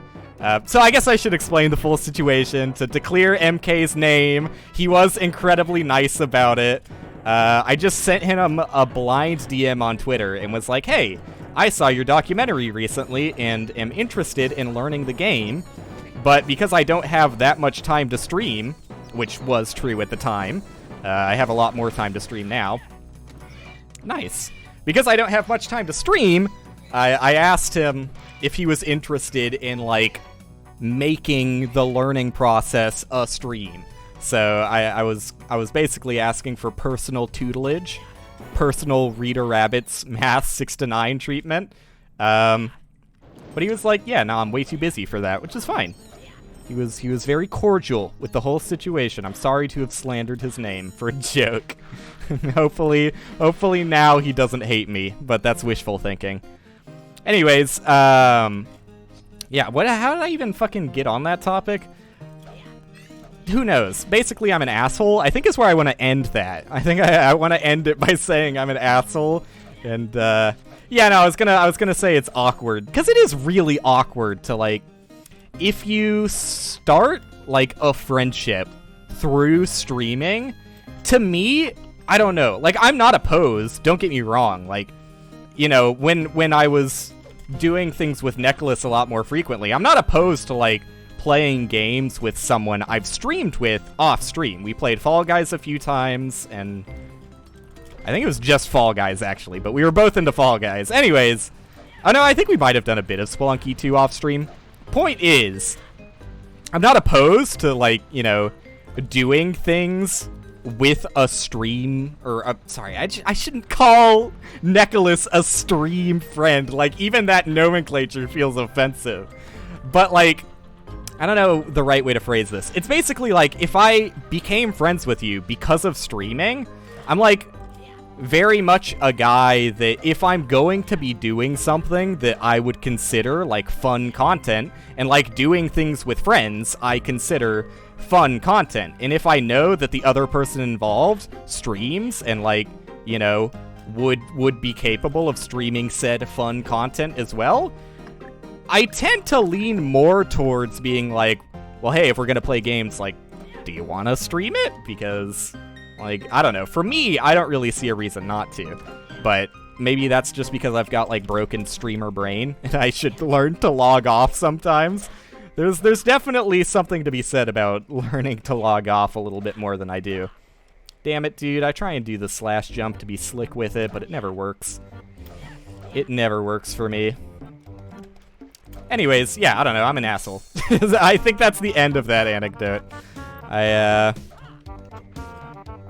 spend a lot of times with, like, new friends, but then I, for whatever reason, just get, you know, I feel like I just get socially exhausted, and I'm just, like, kinda, I just washed out for a bit. I'm like, I just need a little bit to myself where I can rant endlessly on stream about as much dumb bullshit as I can possibly think about. But I'm excited. I'm excited for the races, and I'm excited to meet lots of new people and really get to know the Hobbit community better than occasionally posting my awful PBs and having people react with a thumbs up. Not that that happens that frequently, if my track record is anything to go by. I don't have the best when it comes to PBs. Is this still PBable? It's pretty bad in a lot of ways. The big death on Riddles. That is where I died, right? The big death on Riddles is going to be troublesome to deal with, but let's see where I can land this one. Shoot for the stars, and at the very least, you'll land amongst the stars. That's my motto. I've always said that. I never do the recovery how I'm supposed to. I'm impatient with it. The backup strat, there you go. There's the proper speedrun terminology. It's so weird that, like, I don't know, I'm not, like, it's weird to be speedrunning as often as I've been recently. There were times in the past when I did it, even besides Lion King, where I was coerced into speedrunning the Lion King by gunpoint. I don't speedrun that often. It feels weird to commit as hard to The Hobbit as I did. Like, even when I was speedrunning Minecraft, which I mainly did just for fun, because I think it's cool to have, like, even a sub 1 hour Minecraft run is cool to have in my belt, in my bootstraps, in my back pocket. Dude, I practiced this so much on the last run. Why all of a sudden is the consistency gone? It was working so well when I was doing the big fat turn. Do the big fat turn, like, as much as you can. God damn it, I'm trying to go too far. It never went that far. But it feels weird to be speedrunning as often as I've been speedrunning The Hobbit, and to commit so hard into one game. Like, I never... Like, I made it a habit of, like, really trying to avoid streaming the same game twice in a row. Like, that was something that I actively tried to stay away from. Because I don't know. For me, I just have more fun when I'm mixing it up, personally. So I think that's also, like, a little bit of why I've been feeling so bad when I, like, end... Oh, that's awesome. I was in, like, the perfect positioning, and I just long jumped like a dumbass. Alright, I guess I need help on Barrel Out of Bonds as well, so I'll take the break to read chat. Yeah, maybe that's why I've been feeling so bad when I end stream. Like, regardless of what the numbers are, I just feel bad at the end of streams. Probably because I'm playing a game there's nothing to talk about when it comes to the game. At least that's the way I see it. Like, you know, trying to keep my typical bullshit banter going. Like, I can comment on, like, extreme things that happen in The Hobbit, but I don't want to be exclusively talking about The Hobbit hours and hours and hours for a stream. That's just not fun for me, and I imagine it's also not fun as a viewer, so I try and avoid it. But I'm also snooty and have too high standards of myself, so it's probably fine to just talk about The Hobbit, and I'm a dummy. But I guess the problem that I'm seeing with myself here is that I know what I want to do on stream and what I find fun and what I think is entertaining. And I think The Hobbit is limiting that to a degree. Like, the way I look at it is previously I would have, like, a banter segment of the stream and pick out a game at the start of the stream that, like, I realize this is a game I don't want to talk about the gameplay at all. I just want to banter over it. And for the longest time, that was The End Is Nigh, because that's a never-ending game that I will never complete. And I'll at some point get back to The End Is Nigh. But I have to realize that, like, that was always cut off. Like, whenever I realized I didn't have that much to talk about, I would just flat out end that segment of the stream and go on to something that I can actually talk about the gameplay. Like Minecraft, for example. Like, I would pivot from The End Is Nigh into Alpha Minecraft, and I can, go from there with a game that I don't mind talking about. But with The Hobbit, I get, like, so focused in my head about the PB that I feel like I don't want to move on until I've gotten the PB, which at this point is unreasonable. It's not really that unreasonable, because, like, an 1855 is not that insurmountable, but for me it is, I guess. So I should just learn to, like, cut the Hobbit segments when I run out of things to talk about. But anyways, what's up, Hark? Occupying the chat atmosphere. You love to see it. Keeping it so that I have something to remark about when I look back at it, while the awful frog noises play. You think I'd be a good neighbor? Well, I'm glad you think so, but, like, if we were direct neighbors in an apartment building, I imagine that streaming at, like, 3 in the morning is probably not a good neighbor thing to do. I'm probably going to have to stream earlier in the day to accommodate. Because I don't want to be the fucking asshole that people have to make noise complaints about. So I should try and stream a little bit earlier when I move out.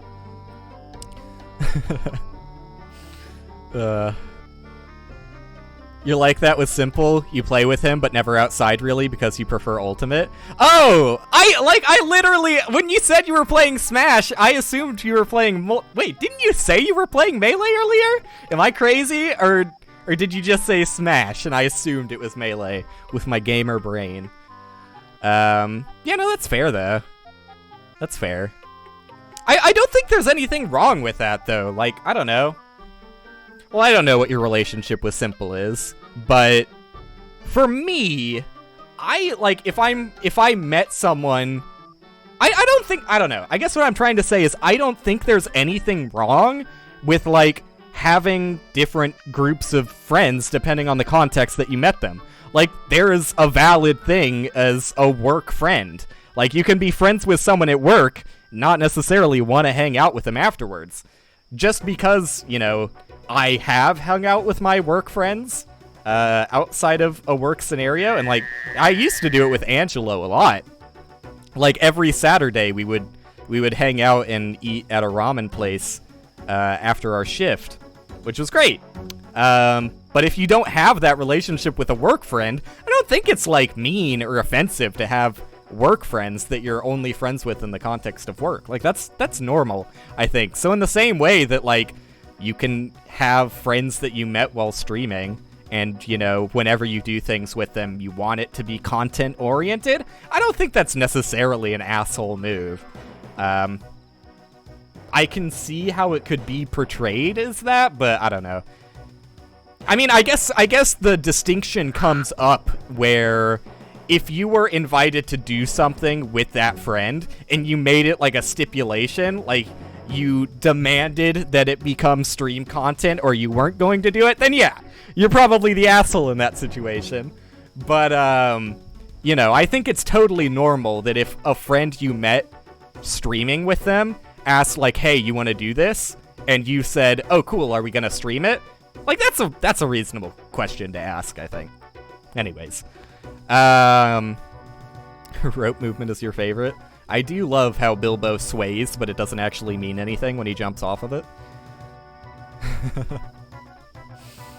I know, I hate to admit it, but MK actually kind of nice in the DMs. Don't let him hear that, though. I never said that. I never said that. Don't clip it. Disable clips. I agree. As someone who regularly gaslights their girlfriend, jokingly, yeah, I also think that being mean is hilarious. So long as the party that you're being mean to is also in agreement and thinks that it's funny. Dude, I forget, I forget every single time I gaslight my girl. Oh yeah, dude, we were playing Mario Party last night. I played Mario Party through Dolphin with my girlfriend. And I don't know how much she believed this one, but like, so we had Toad as an AI, and her and Toad were put on a team. And I just kept saying, Team Toad, Team Toad. And eventually she asked, what is that? And instead of just saying, I'm being a dumbass, I said, oh, you don't remember Team Toad? Yeah, Team Toad, the show on Nickelodeon. You don't remember the Mario-themed Team Toad TV show? I don't know how much she bit into that one, but, you know, I'll always lie. Because it's funny as hell to me. I don't know. Team Toad, dude. My favorite Nickelodeon TV show. Alright, trick with the rock slash jump is being closer than you think and aiming for the lowest point accurately. Is that the rock one in Flies and Spiders, I assume? Or, oh, you're talking about the slash jump to get onto the rock. Wait, okay, now that I understand what you're talking about, let me reread this. Being closer than you think and aiming for the lowest point. Okay. I'll try and remember that. Because it is faster than long jumping, right? Because long jumping always gives you the slide there. Yeah. It's kind of difficult. Oh, you're talking about bantering? I don't know.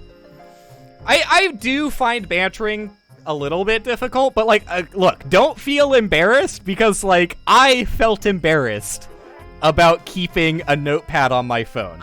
I felt embarrassed, but at this point, I think it's, like, cute, so I don't mind talking about it. While I'm not streaming, if something happens to me, or I just think of something interesting to talk about, I have a notepad on my phone that I write that in, and right before I go live, I, like, peer over the list of things to talk about and try and keep a mental note of that while streaming. It doesn't always work out super well, but I find that it helps. Because I feel really paranoid, like, if I do something interesting off stream, or just think of something, like a one-off thought comes into my brain, and I'm like, that's something I can talk about for an hour at end. I get paranoid that if I don't stream quick enough, I'm gonna forget it. So it also helps with that paranoia, and makes me not feel as pressured to stream. Because what I used to do is just stream way too often, and I hated it. But, especially when it came to, like, doing interesting things or thinking of something interesting, I would, like, pressure myself to stream very soon after that so that I had it fresh on the mind. Whereas just making, like, a quick, 2-word note describing, what I was thinking of makes me feel better about it and let me push off streams to, like, 3 times weekly endeavor. Feels better this way. Procrastinating cleaning the guinea pig cage. See, like, that's on you, though. Like, guinea pigs don't care if you clean their cage. Like, they're honestly, they probably prefer to live in the filth. So if you don't mind the smell of it, then that's one of those pet neglect situations where I think the pet actually totally loves it. I think the guinea pig is like, this owns, dude. I get to swim around in my own shit a little bit longer. Let's go. They do care? I don't know. I think they're maybe you got some really pompous guinea pigs, but I think they're chilling, personally. I don't think, let me put it this way, like, cleaning a guinea pig cage seems like lower on the priority list than cleaning a cat's litter box, or even worse, letting your dog outside to go to the bathroom. I feel like there's levels of priority, and that's pretty down there.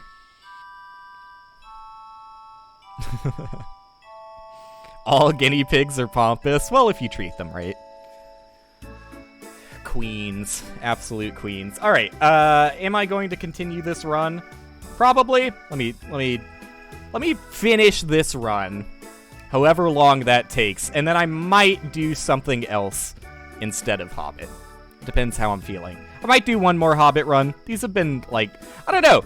I think that eating my broccoli... Okay, Hark, tell me this. What did that mean? What did what just happened there mean? Was that my angle being bad or me not being far enough? Because I felt like I was as far as humanly possible and I got pushed out of the tree. God damn it. I feel like if anything is going wrong, it's my angle at this point. Also, it's a huge guinea pig cage. Well, that's preferred. Dude, it makes me so sad, especially with, like, goldfish. It's, like, actually kind of gross how many people will just, like, get goldfish for their kids because it's the easy pet, you know, you don't have to really care about. And they put them in these tiny fucking bowls where they're clearly suffering. But anyway, fish deserve more care than they get. I feel like if you're going to get fish, you should only get fish if you're going to go, like, all out and not just make, like, you know, a fish bowl, but like a real aquarium with hopefully real plants and stuff, and actually pick out the fish that you're going to include so that they don't... Another one, like a huge thing for fish is like, parents will just, like, you know, without doing any research for their kids, give them fish that are gonna eat each other. Like, I don't... Fish get, I think fish are probably... Well, I don't know, maybe this is out of touch. I think dogs get pretty poor treatment as well, depending on the family, but fish... I think fish are the best example of, like, poor pet treatment that is typically just done by ignorance and people not knowing that, hey, you're actually kind of torturing your fish right now. Your angle might need to be a bit more to the right. What do you use to line this up with, I guess is the better question. Because I use... Let me look at it. I use these two dots here, which is what MK said to use in his video. I line the right side of my experience meter up with that. Pet neglect is disgusting to you? Same. More rights for pets, please. Like, I don't know. I mean, there's certainly a lot of pet neglect, but, like, I feel like people do it to fish on accident. You use the cliff below. What is the... Like, do you... Yeah, what is the setup with the cliff below? Oh, do you, like, put it so it's on the right side of your screen? Like that? You'll send a pic? Okay. That's probably easier than trying to describe this through text. Dude, it was actually kind of miserable to watch Ryan... Northern Lion, sorry, I should probably not use his first name like that. But to watch Northern Lion learn how to do canonless via GIF was maybe the worst on-stream experiences I've seen him sit through. Like just the absolute worst thing you could try and teach through GIF. And the GIF wasn't even like the canonless setup, it was just the fucking complete RNG walk-off. Great instructions, I'm sure. Alright, let me check. There's a few things on Discord. Crick sent me The Hobbit for what was it? ZX Spectrum. You love to see it. I feel like, dude, I recently just, like, cleaned out. I kind of wonder what happened to them, basically, is what I'm going to land on with this conversation. I recently cleaned out all of my friend groups on Discord. Like, you know, not friends and not Discords, like servers, but just, like, group chats. 'Cause, like, I don't know, I kind of hate the way that Discord does it, but I guess I understand. The way that Discord treats group chats is if you start a group chat, you know, you can add people to it and you can kick people from it, but you can't hide the group chat. The group chat is always there in your friends menu, like your DMs menu. And if you exit it, it leaves the group.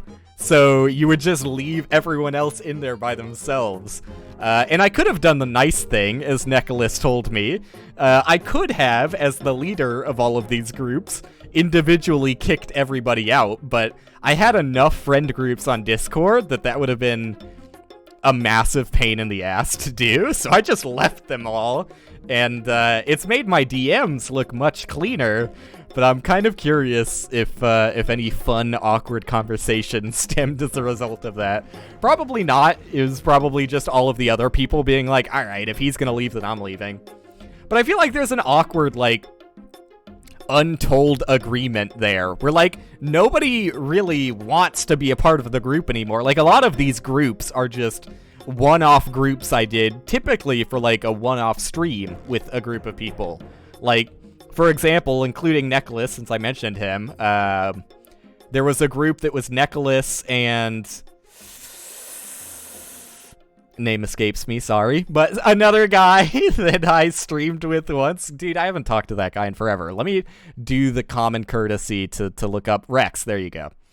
I streamed a few times with Rex. Anyways, there was a group with Rex, Nicholas, and I, and that group solely existed for the one time we played Minecraft together and did a Minecraft speedrun race.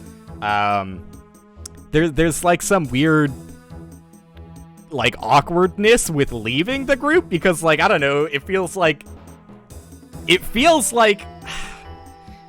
I don't know what it feels like. It feels like you're there's this space that you created. Like, I was the one who made this space for these people to get together for one reason, and now that context is gone, the space has no reason to exist, but nobody wants to leave it. I should probably just, like, make a habit of leaving those groups immediately after the call ends, but instead I just typically leave it there, and I don't know, I guess months later I decided that I was going to clear them all out. But nobody wants them there. I'm sure that literally every single person involved with a group like this is like, gee, some of us should leave. Like, some of us are going to have to leave this group. There's no reason to be a part of this group anymore. I'm tired of looking at it, but I don't know. I feel like it's just an awkward thing that takes a while to actually get through. Anyways, while I wait on Hark, I'll just fiddle with it myself. It's, I don't know. I used to have no trouble with getting in the tree. Like, my previous setup that I used to do is line up the right side of my experience meter with the middle of this splotch right here, the two dots. It's like a little colon there. I used to line up the right side of my bar with the middle of the top one, and that worked every time, and it worked immediately. So maybe it's just more finicky than I thought it was. Like, it was so easy when I used to do it. You do the same shit where you leave them, then leave way later when you get a notification. Yeah, exactly. Like, nobody wants to be the first person who leaves. I don't know what it is about it, but, like, unless you leave immediately after the call ends, I feel like just no one is ever gonna leave. Like, it's just permanent. Like, you have to delete your Discord account and make a new one. Alright. Well, I guess I'll do another run and use your setup for reference on the next run. Because I didn't actually mean to leave the level there. I was gonna go back and practice more, but I got too distracted by the idea of having to delete your Discord because you're too embarrassed to leave friend groups. Is a funny concept. God, I have to make a whole new name set up in a different city. I can't let anybody see this embarrassing past life of mine. I'm also... Okay, yeah. I'm also really bad at doing that quickly, is what I was gonna say, is I just tried to do it quickly. Whenever I do it quickly, like, I don't know, when you go really slowly there, the subtle difference between the texture, like, not being wavy and the texture being wavy is much more apparent than if you try and do it quickly. Like, I tend to not notice at all when the texture shifts if I do it fast. So I guess I should just take my time with it, but I'm impatient. I gotta make up time on this 34-minute run. This could still PV. We're almost there. You're struggling with the setup yourself? Well, that's good. That's good to hear. I'm glad I'm taking lessons from the best. I'm in good company. But yeah, I don't know, man. Discord groups are strange. They're a strange beast. I should probably do this a little bit faster as well. It's hard for me to notice whether the... Because you don't want to do it too quickly or you're going to drown. There's a nice balance you got to toe when falling into the water here. Why does this... This is like the strangest glitch in the game. I would like a better explanation for why this happens the way it does. DM'd? Alright, I'll check it. It's not like this run is, you know... Well, I don't know. I say that, but I think we could still get a PB. It's gonna be one of the slowest PBs I've gotten. You know, I think daily about the fact that, not that, like, my timer necessarily impacts my feeling on the run, but I do still think daily about the fact that, you know, I used to watch Witwix do Link to the Past randomizers, and that was another influence into why I wanted to learn Link to the Past randomizers. I should do a Link to the Past. You know, maybe I'll do a Link to the Past randomizer after my next run. It's been so fucking long since I did a Link to the Past randomizer that, like, I know it's gonna be a shit show, and I'm gonna forget absolutely everything I'm supposed to do. Dungeons especially.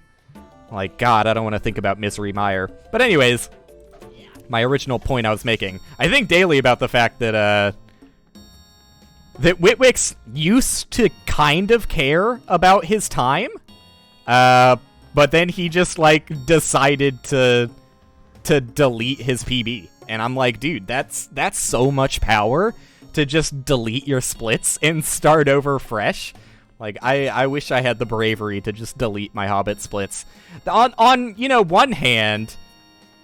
There's something nice about having, you know, a record of your golds and your sum of best segments to tell you, hey, I could get the world record if I strung together all of these splits. But, like, if you don't really care about it that much and the pressure's getting to you, like, why wouldn't you?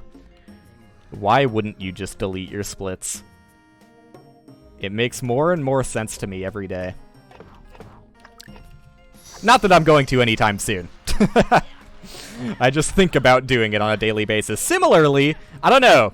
Like I said, I'm just a fucking little freak, and I can't have a healthy stream mentality. Like, no matter how hard I try to, like, rearrange my perspective on my stream, I feel like, oh, nice, dude, the perfect RNG so that I didn't even have to be good at this.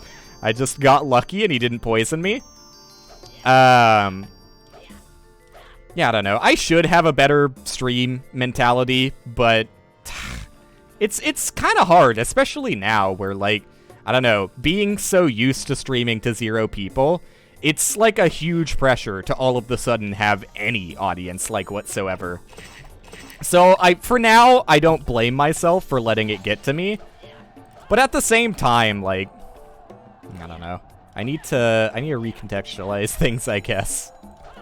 I very often alternate between thinking, like, you know, that was the best stream I've ever had. I need to stream, like, every day. Like I said, you know, I typically had the toxic, invasive thought of potentially streaming every day in January, which would have been just an awful idea.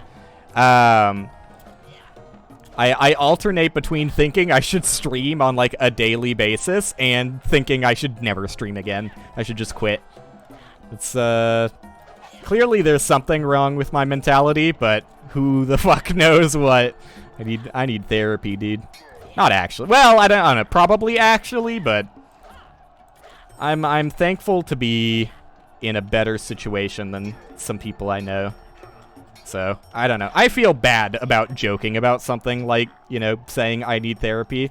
Because, like, it shouldn't really be joked about at all. I'm kind of just being a huge asshole. Even though there's good reason for me to probably get therapy. I shouldn't joke about it. I just can't help myself from being problematic. Sorry. Problematic again. This guy is causing all sorts of trouble on his stream. But I don't know, man. I do have, like, a really toxic mentality about streaming. For real. I really need to get back into streaming with other people again, because that helps so much. Like, just doing things with other people pulls so much of, like, the complete blame on yourself to, you know, it's just more fun in general. Like, I don't even think about, was that a good or bad stream when I'm doing streams with other people. It's just, like, a much happier, healthier environment for me, really. Not that I am never going to, like, I literally turned down, and I feel bad about it, sorry, Crix, if you're still here. I turned down the opportunity to stay in voice with Crix while doing Hobbit stuff.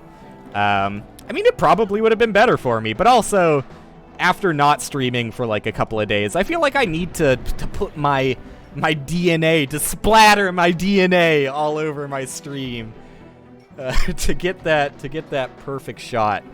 I don't know. I like my stream. I'm happy with my stream. I think it's good. I think I don't necessarily do something unique on Twitch, but what I do is... Well, that was a gold clouds burst? What the fuck? I don't necessarily do something, like, unique on Twitch, but I feel like the amount of people who try and talk constantly on stream is small enough that I can feel like I'm in my own niche and be happy with that. That's what keeps me going, I guess. Everybody could use a little therapy, probably. True. Yeah, I don't know. Streaming with other people is just it's so much less nerve-wracking and just a better environment. Right, explaining your new PC barrel skip setup. Let's go, dude. This is what I need to get a world record right now. Let's learn. Oh, fuck. Let me mute the music here. Hello? There you go. Mute the music. Let's get a... Oh, look at this! Oh, M Karma. Let's see what MK has to say. Hi, today I'm going to be showing you my new barrel skip setup, which has what a lot fewer steps, a lot fewer variables, stealing content. and in my opinion, React streamer, official React streamer content. We're not changing anything about up next is Gordon Ramsay, and then maybe follow it up with a little bit of Avatar The Last Airbender. You'll see this polygon edge right here that I'm drawing over right now, and you'll see pretty much the end of this green moss grass that is about right there. And what I have taken note. Is we stand or we face towards that first polygon line, the edge that I showed you. You're losing me. And we just set up slightly to look to the right. Then we start inching forward until the left foot when you're sneaking is about in the center of where the polygon line or the edge line is. And where the grassy part ends. Dude, am I going crazy or does MK sound weird in this video? Like, did he like just wake up or something? This doesn't sound like him. Then you just press space and you hold W at about the peak of your jump and you should go to the tree. Well, that seems easy enough. And it also, let me look back at it. Then you just press It's space, also a lot and closer we'll to like the jump, safety and angle, jump or the angle that I find is safest with not falling out of the tree once you get into it.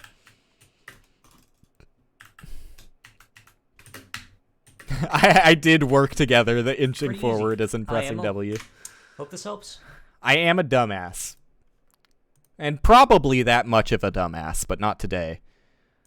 I took my vitamins. This is why this is the broccoli stream. I properly prepared and and ate my veggies so that I'm not a complete dunce on stream. All right, don't forget to set priority to high. And let's get an easy PB.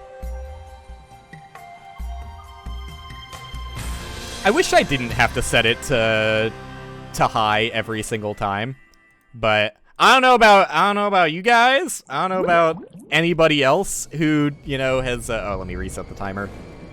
I don't know about anybody else who has followed MK's original this is the setup guide. Bilbo Baggins.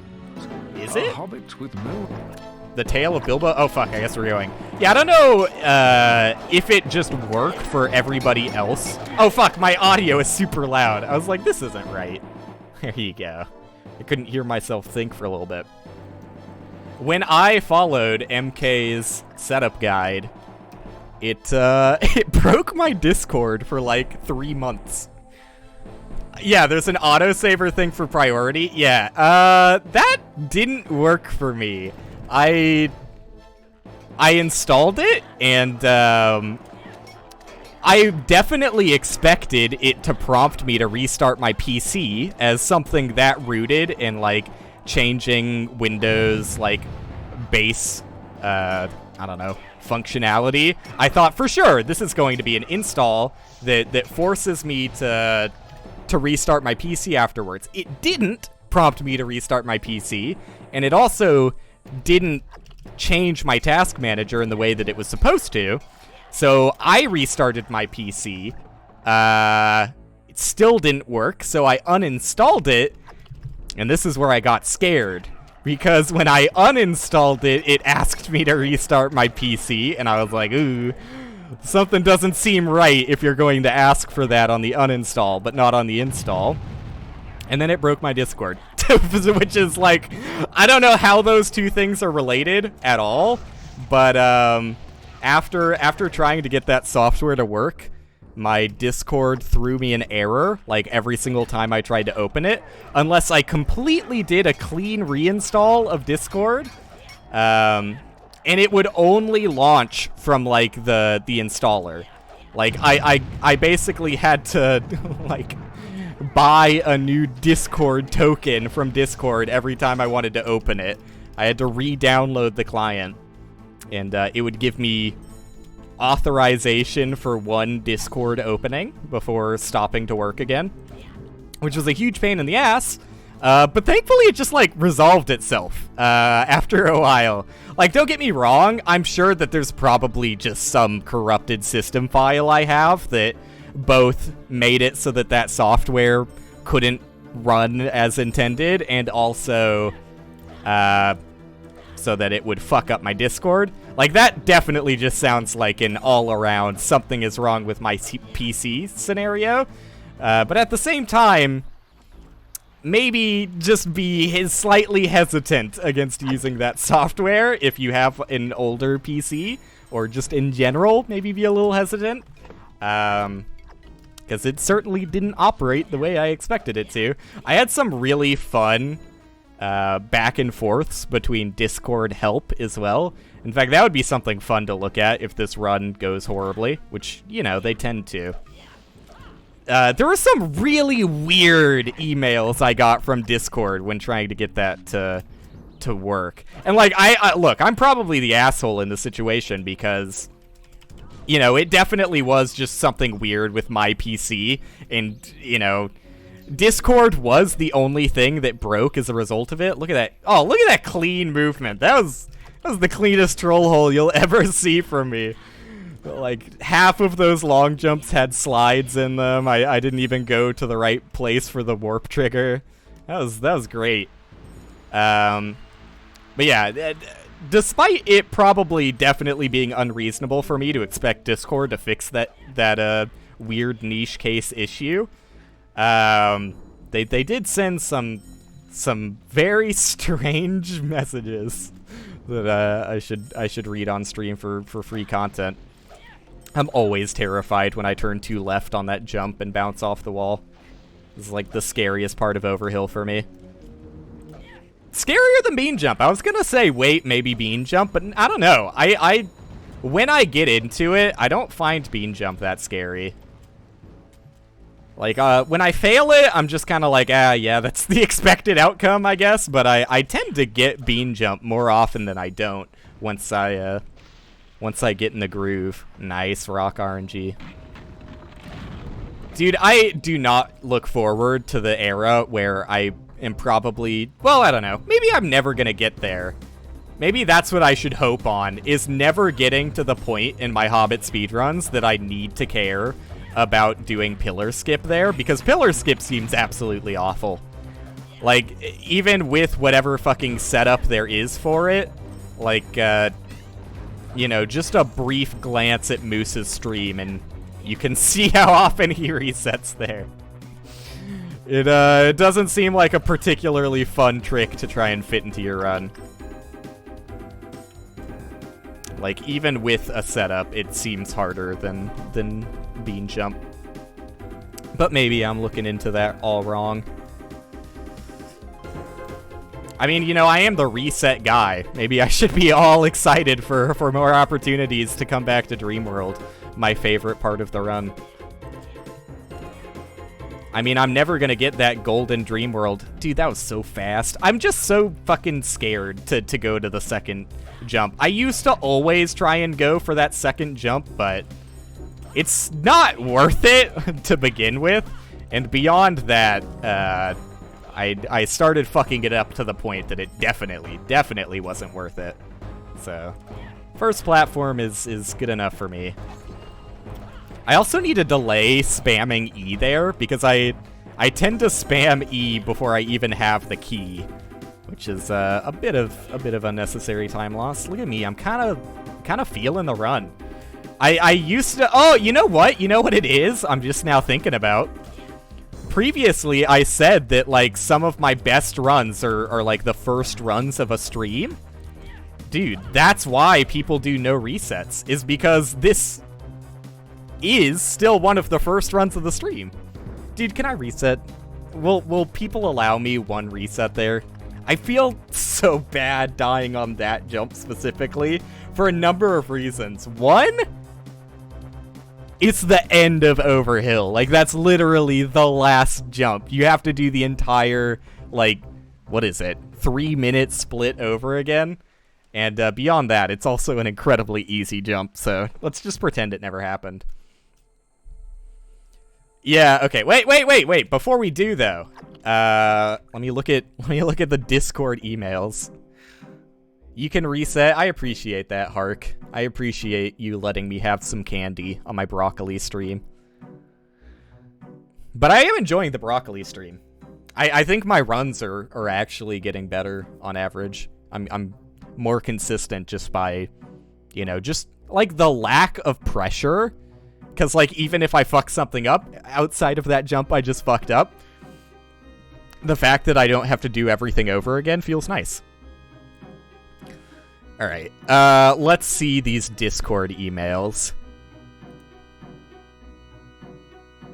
Can I filter them? God, I like having my live split timers always on top, but at the same time, if I'm trying to use that monitor, it gets in the way ever so slightly. Alright, let me pick out the weirdest ones, because there were some particularly weird ones.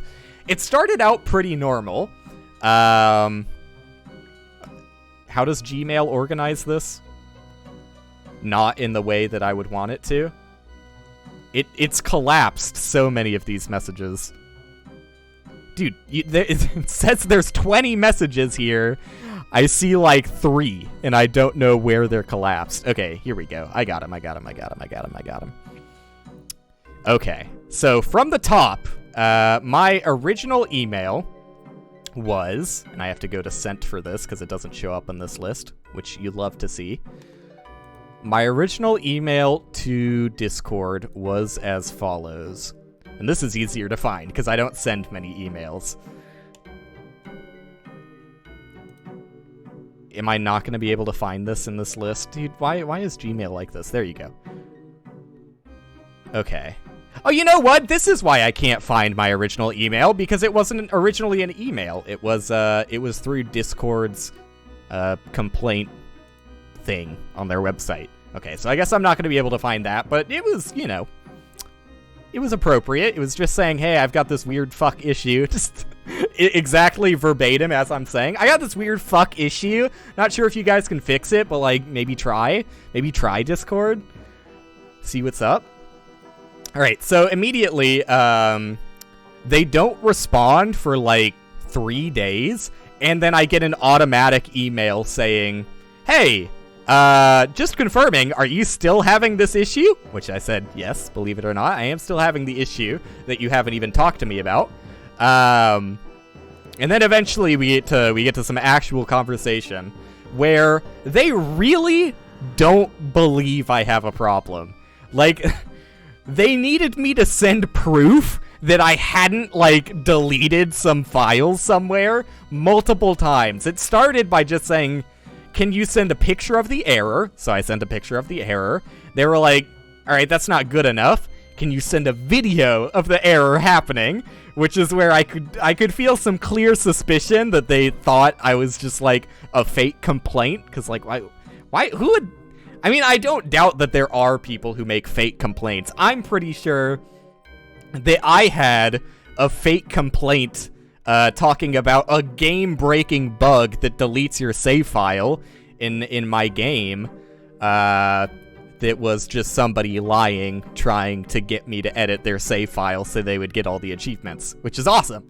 I really love the stress of thinking that I have a bug that deletes your save file, just because they wanted the achievements faster. Anyways, yeah, I don't doubt that people would make fake complaints, but, like, immediately right off the bat, like, one of the first things you're doing is not even really trying to understand what the problem is, but trying to understand if it's a real problem is kind of funny to me. And then I do, like, a bunch of boring shit, like, oh, run it in safe mode, ooh, change your fucking DNS settings, which I don't even fucking know anything about. I just did what they told me, and it was still broken. So they, you know, they tried the easy, you know, problem-solving, obvious, like, you know, just turn it on and off again, see if that works, off and on again. Tech solutions to see if my problem was not actually a problem with their software, but with my setup. So I don't blame them for doing that. We got through all of that. And then I got a lot of silence. Like, a lot of silence. For weeks, I received no message. And the way Discord handles it, when you don't have, like, you know, someone in Discord's, like, I don't know, tech solutions center send you a message back, you get an automated message, like, every couple of days that's just like, hey, are you still having the problem? And you have to say yes every single time, because if you just ignore the email, ignoring the email treats your problem as solved in the back end, and they won't message you about it anymore. So every 2 days, I had to be like, yep, still having it, until eventually someone got back to me. But let me find the worst message I got that was just so fucking strange. There were, you know, they tried to fix my issue. They did. But they tried to fix it in, like, a way that they would accept no blame on their part, which might be fair. I'm not entirely sure if there was any blame on their part. But, yeah, let's see where the message is. I got a message. There's so many automatic messages from Clyde being like, are you still having the problem? I'm making sure I don't scroll past it. Was it in this second message thread? I think it might be.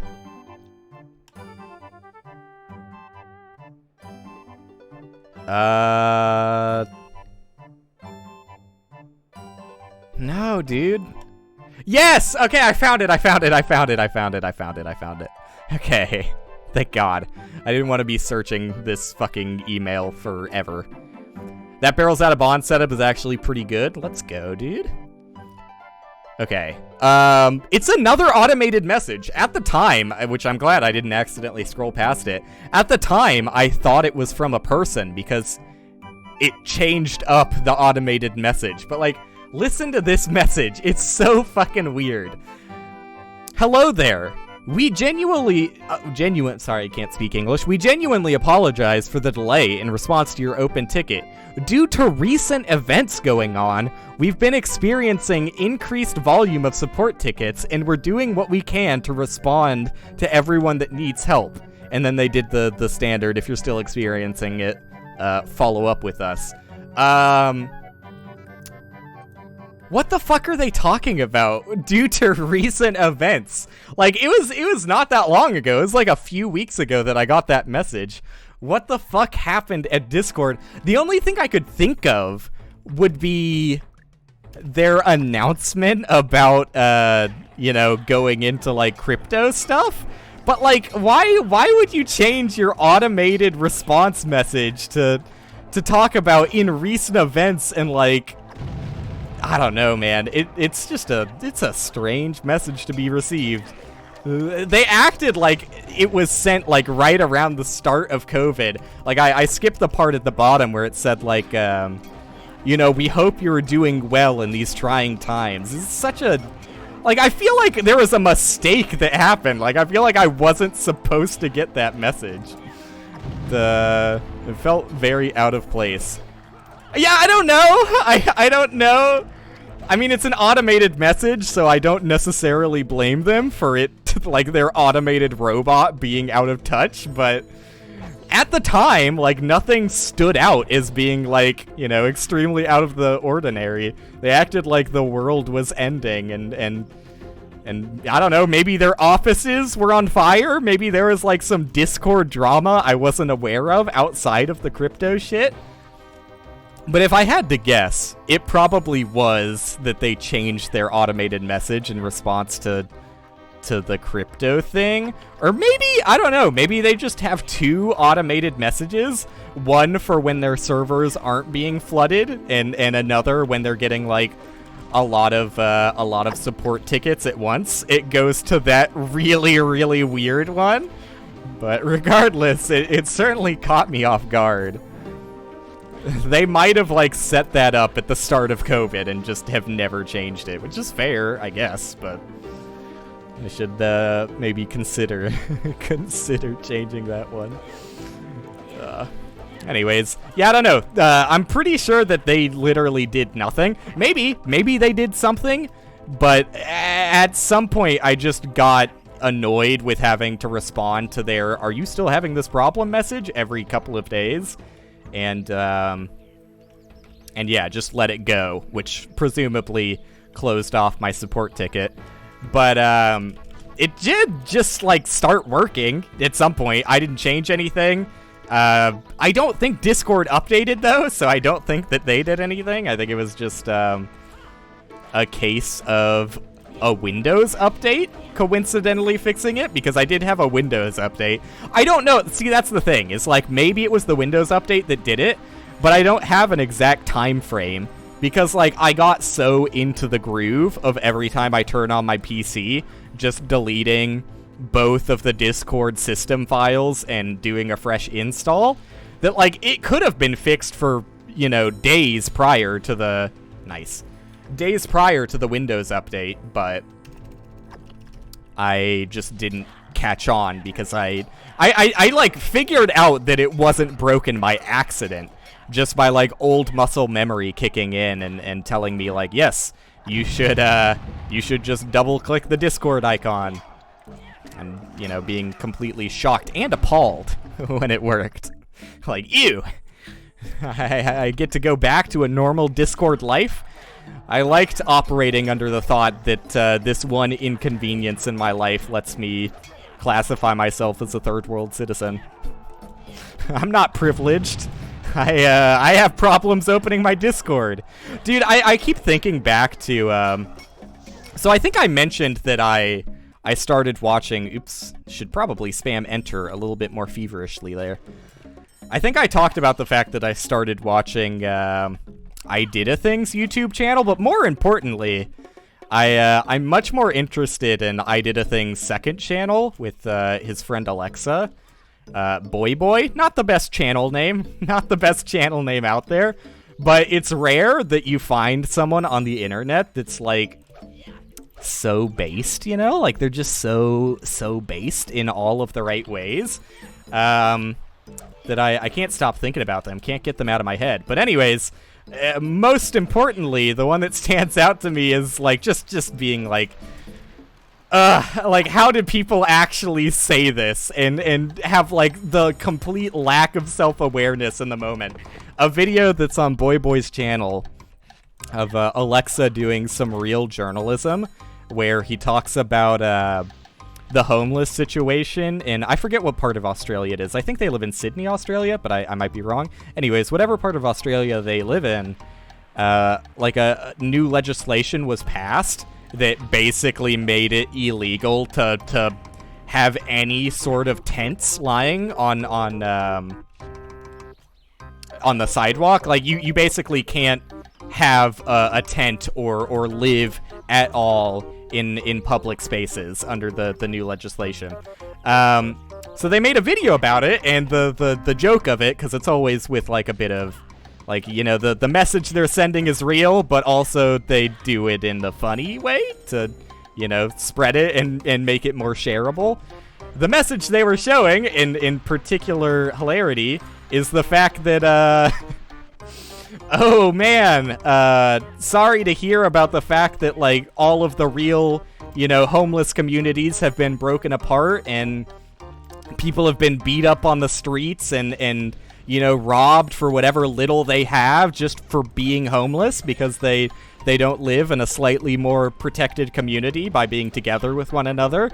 Yeah, we don't really care about that so much. Turns out that, if you just look outside of the Apple store, the local Apple store, they seem to have solved it, and the legislation doesn't apply to them because there were a shit ton of people camped out for the new iPhone.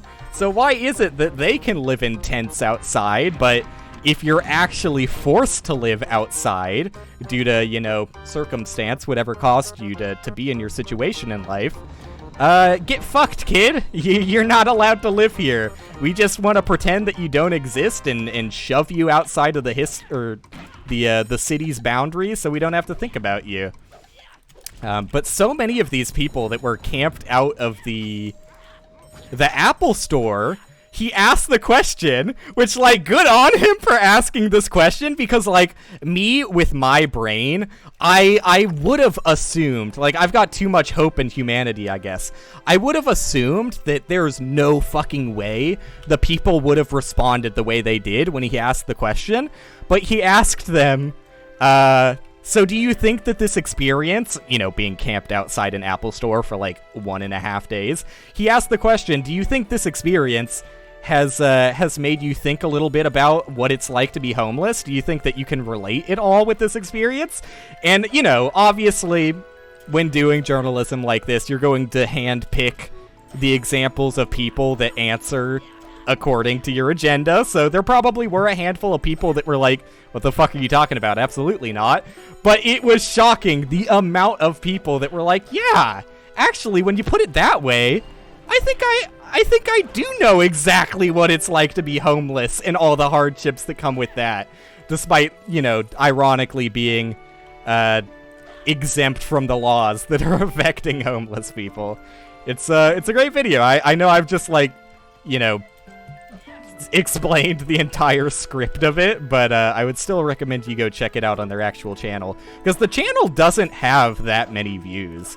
I mean, like, look, compared to mine, it's doing great. Like, I don't need to be concerned for Boy's sake, but, like, I don't know, I feel bad because, like, I feel like they feel like they need to do more of the standard YouTube stuff, because they do, like, a lot of react stuff now, which is fair. Like, it's still their, same style of humor and commentary on things.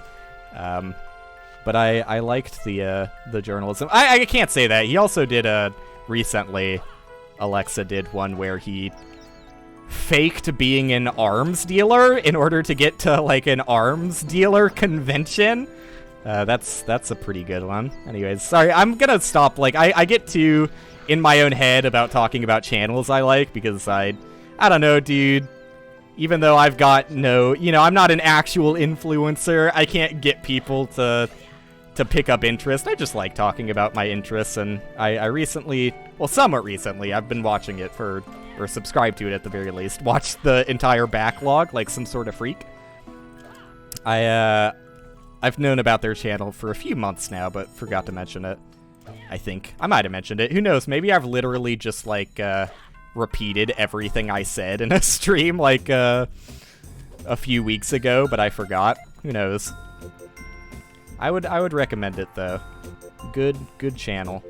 Had a good time viewing it. Awesome, dude. Is there anything I can do from this situation? I don't think so. I think I just have to die. Well, the run... What? I'm not dead? Can you kill me, dude? The run was good until I dropped a jump there. Well, I'm glad we're both getting practice in, because I'm definitely not setting a PB. How... Can you explain, Hark, how the fuck you managed to get as good of a time as you did, as fast as you did? Was it just countless nights spending way too much time playing the game? Because it's truly remarkable how fast you and Moose have caught up to close to Shocky and MK. Not that, you're gonna steal the world record immediately, but you guys certainly picked it up faster than I did. Faster than I did. I'm glad I have somewhat better movement at the start of Riddles. It makes me feel a little bit less bad for dying here as often as I do. You've got Gaming Gene. Alright, Pac-Man World 1 would like your number. Sorry to bring up bad memories. Did you actually end up finishing Pac-Man? I didn't keep up with you. Sorry, I'm like a horrible gamer. I'm the typical scum of the earth who just watches Simple's perspective, and if you don't finish the race with Simple, then I have no fucking clue, dude. I have no clue if you ended up finishing the race. But I miss doing blind races. Me being the classic copycat gamer that I am, copycat ninja Kakashi style, epic Naruto reference. Nice, he just didn't get on the rail. You love to see it. Me being the classic copycat ninja I am, I did my own blind races with a group of gamers, and I miss doing that. Blind races are a ton of fun. But eventually I don't know, man. I feel like it's partially my own fault for taking, like, a multiple-month break from streaming. But, the enthusiasm in we tried to do them weekly. Well, at least I was the one who was pushing to do them weekly. There's middling enthusiasm from the rest of the group. Nicholas was basically always on board if everyone else was, but... yeah, things come and they go in this world. Things come and they go. It's so hard to get, like, any group of people organized, let alone streamers, and let alone streamers that, don't have the popularity to do this as a job. Like, if you're taking, a few hours, like, once a month to do a live stream, and you have to constantly have someone pestering you to do blind races... I kind of understand why the enthusiasm was middling from the rest of the group, but I tried, damn it. I sure as hell tried. You did not finish it? Okay. I don't blame you. The game didn't look particularly thrilling. Oh, fuck, no, I don't want to reset. I actually almost did. Do I want to... I'll do one reset. I'll do one reset, because this has been... Let me get... Well, I don't know. I'm not even fucking up the hard part of this trick. I fucked up the gear once, which was, I don't know, just from being in a bad position when I tried to jump. I tried to do a slash jump that I maybe shouldn't have. There's no reason to do, like, any sort of rushed movement at that part. Because, you still have to wait. No matter what, you have to wait for that first minecart to pass. Unless there's, like, a fucking secret hidden zero cycle that rushes past that minecart. Yeah, you have to wait to some degree, so I don't need to rush nearly as much as I'm telling myself I need to rush. But anyways, yeah, I guess what I'm saying, I just miss streaming with other people more regularly. Like, those were the days. Those were the days where I didn't have to constantly feel bad about my own streaming abilities and lack of consistency with commentary and whatever. Just chilling with other gamers helps out a lot. I'd be interested in doing more blind races, but I feel like I'm gonna have to get a different group. Did I not take damage there because of the cutscene? That's weird. What happened there? Maybe that's just not enough distance to take fall damage. Oh, sorry, I reset. Sorry.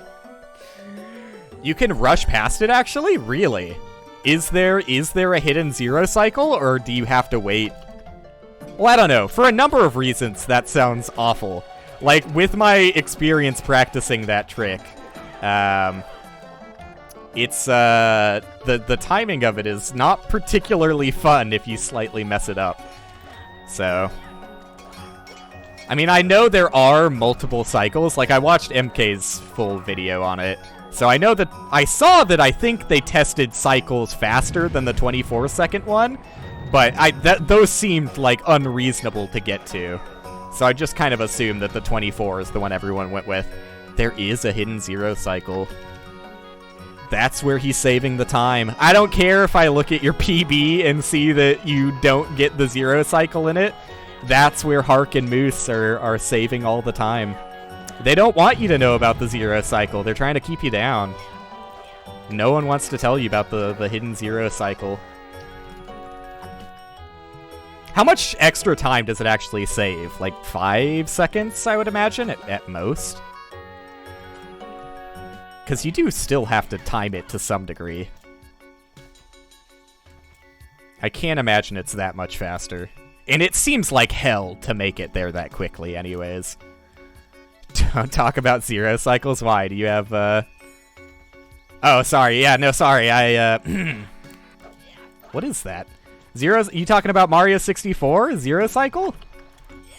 I thought we were talking about the Hobbit. What's all this talk about zero cycle going on?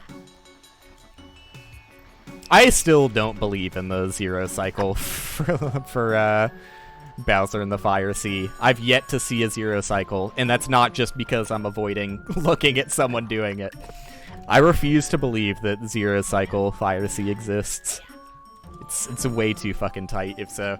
I've done a little bit of casual practice of SM64 off stream, because it's just kind of fun to do. I would never consider... What's going on here? Is this not going fast enough with my jump? Okay, I wasn't jumping fast enough. I have no interest in actually caring about an SM64 time, but it's just a fun game to play. I need to get back to doing ROM hacks again. And by that, I mean I need to, at some point, commit the time into actually finishing Super Mario 74, which I don't really look forward to. I don't look forward to. It's like 2 seconds. Okay. Well, if you can... Oh, fuck, I'm resetting. God damn it. I'm supposed to just finish out a run here. If you can... I guess it's kind of the thing that you wouldn't necessarily try for the zero cycle, but, I mean, if you just realize that you're going fast enough, you can go for it. It's not something you endeavor for in every run, unless you're Shocky, and you have to reset if you don't get it. It's still insane to me that the record for this game is sub 12. I was trying to think. It's sub 12, right? Not sub 13. It's sub 12. It's like 1150 something. It's kind of crazy.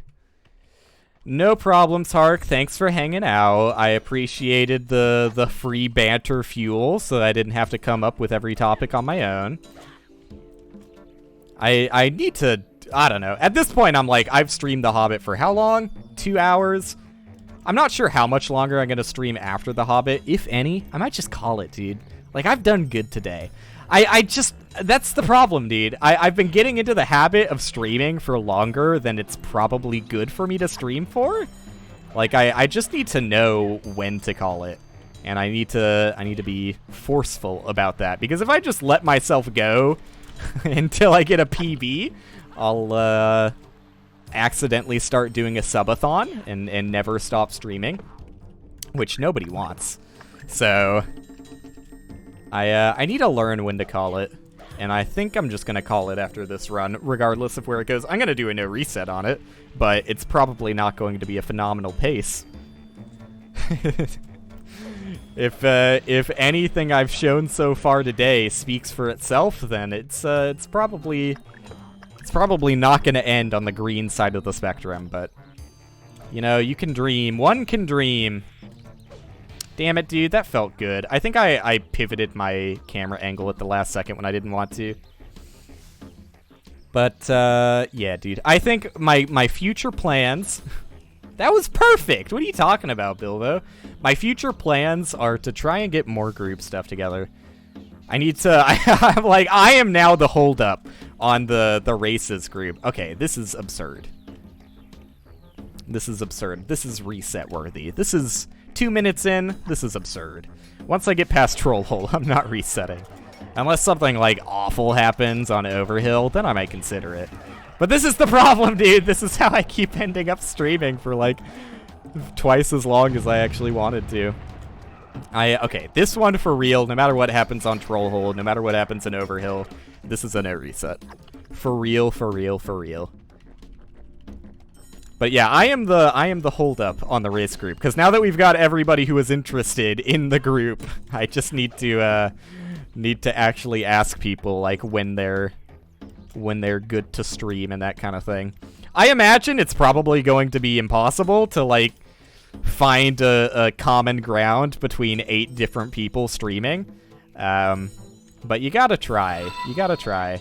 Thanks for the follow, whoever it may be, you sweetheart, you. See, what about that? What about, I already tried the bit where I am incredibly abrasive and mean to new followers. What about just being like uncomfortably nice to people who follow?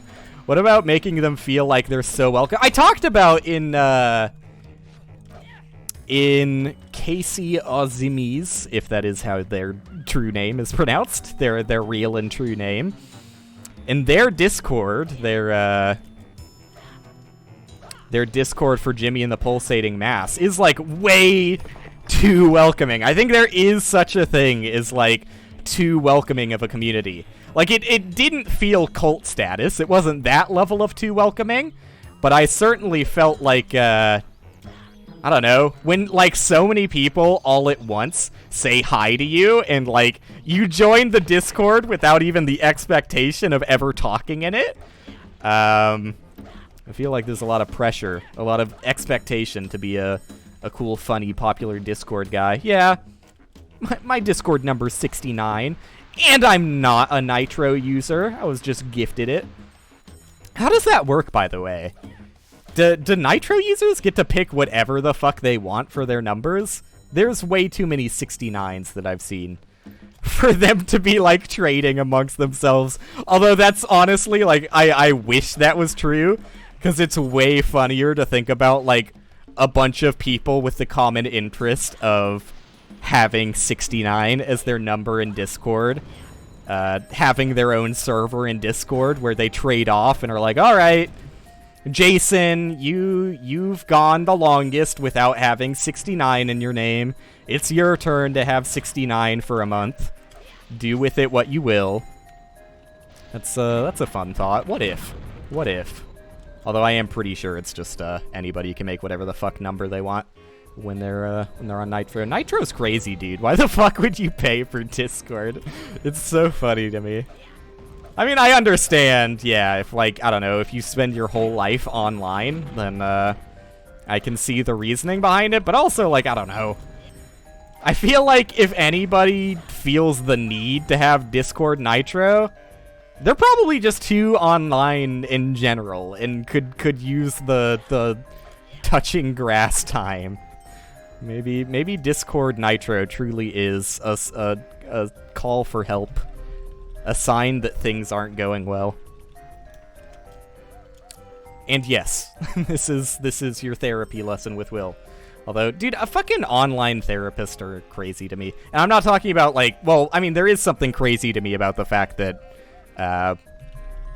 you know, I mean, I don't know, if online therapy actually works for you, and I'm talking about real online therapy, then obviously that's awesome.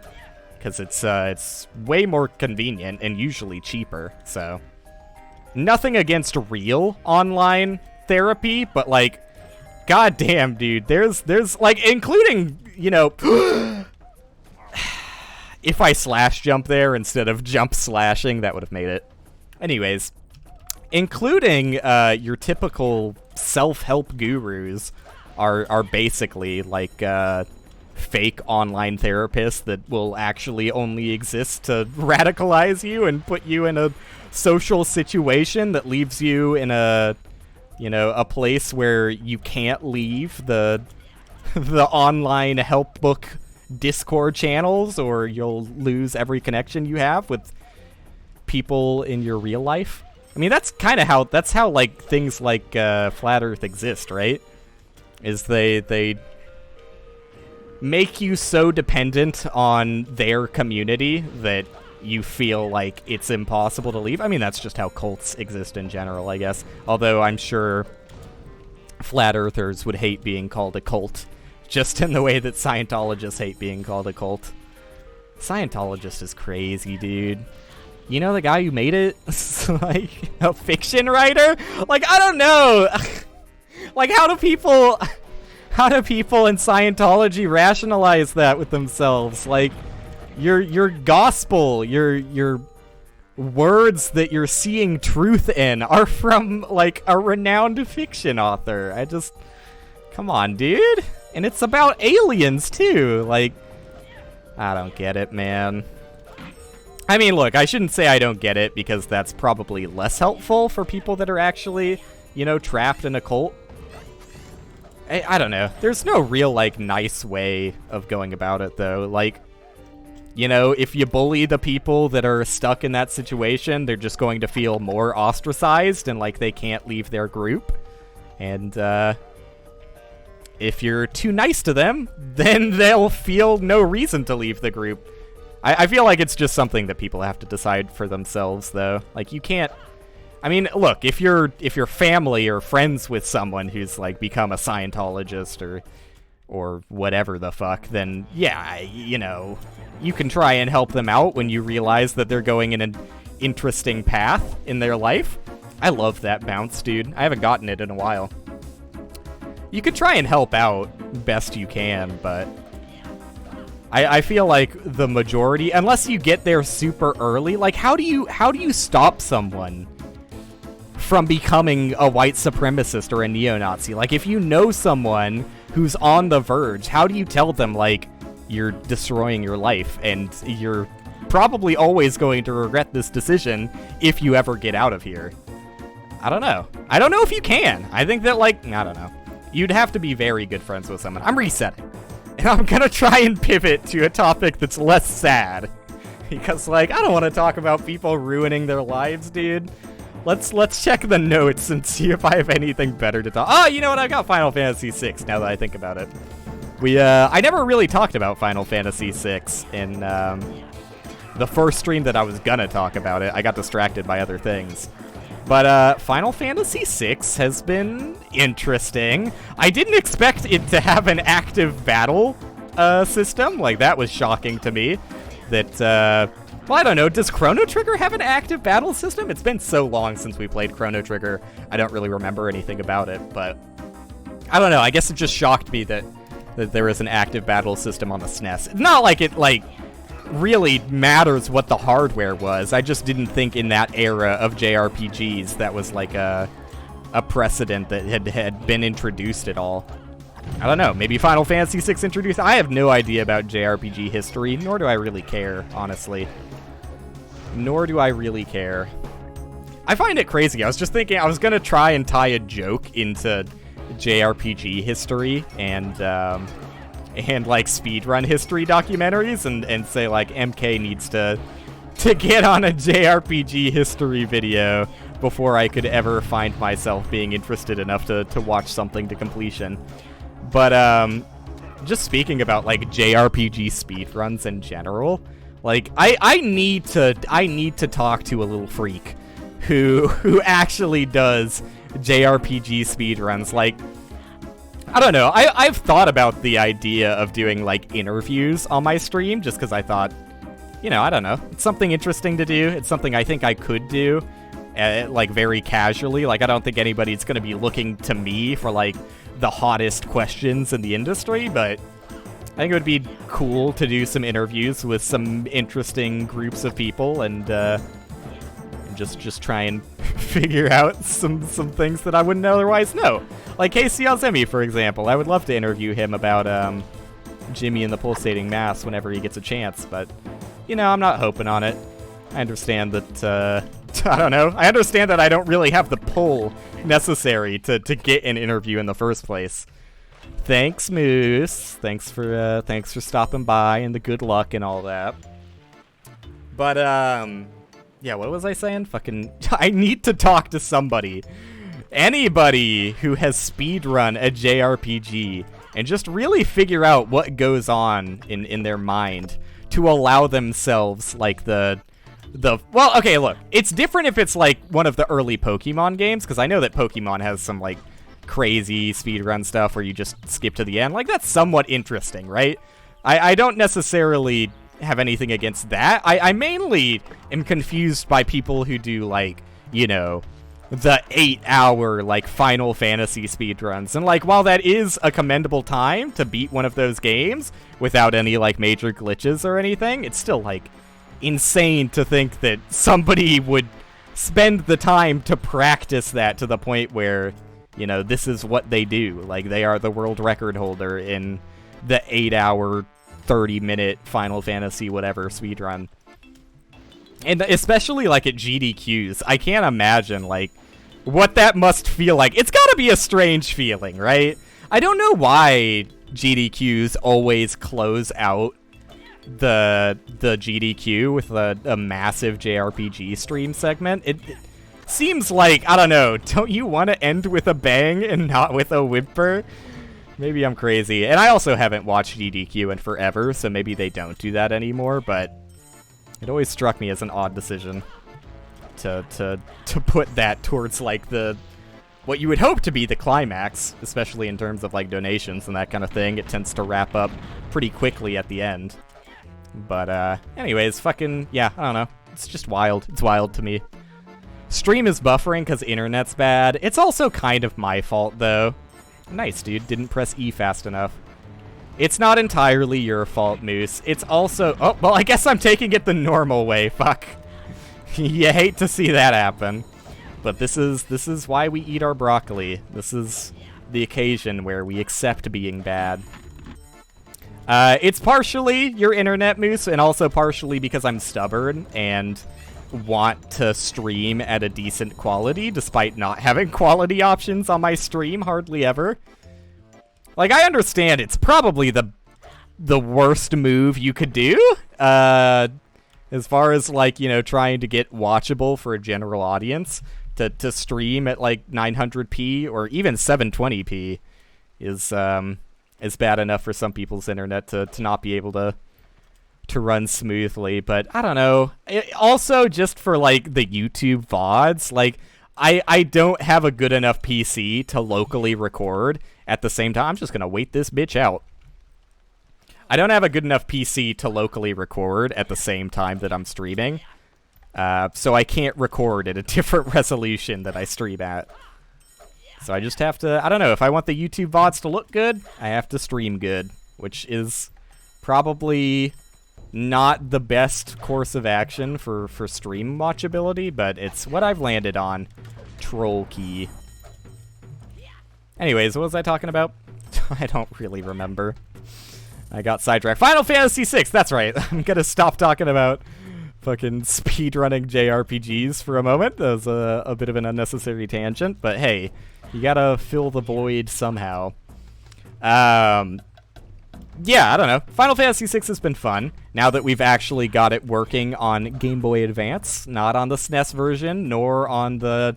I mean, I'm sure no matter what version I say we're playing on, there's going to be someone who's like, it's not the best version, you should have done it on the SNES version with the special English translation patch to fix all the translation issues. Like, everyone's going to have their own way of doing it, which is fine.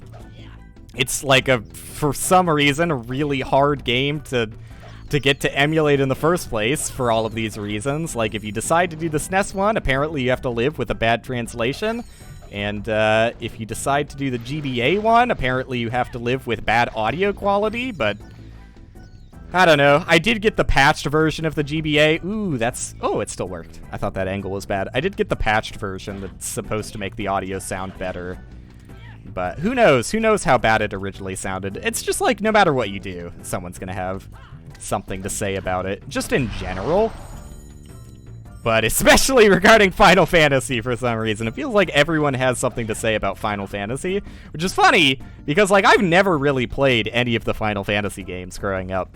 I think the only, and this is gonna make tons of people upset, but also tons of people happy, because, like, I don't know, there is a subset of people that's like, Final Fantasy 13's not that bad. But the only Final Fantasy game I played growing up was 13, which I know, ooh, we all hate you, boo. But, I thought it was fine, you know? I did get to the part of the game where it opens up more and is not just the, you know, copy-pasta joke about every level being a hallway. Which, like, I don't know why so many people cared about that to begin with. Because, like, I don't know.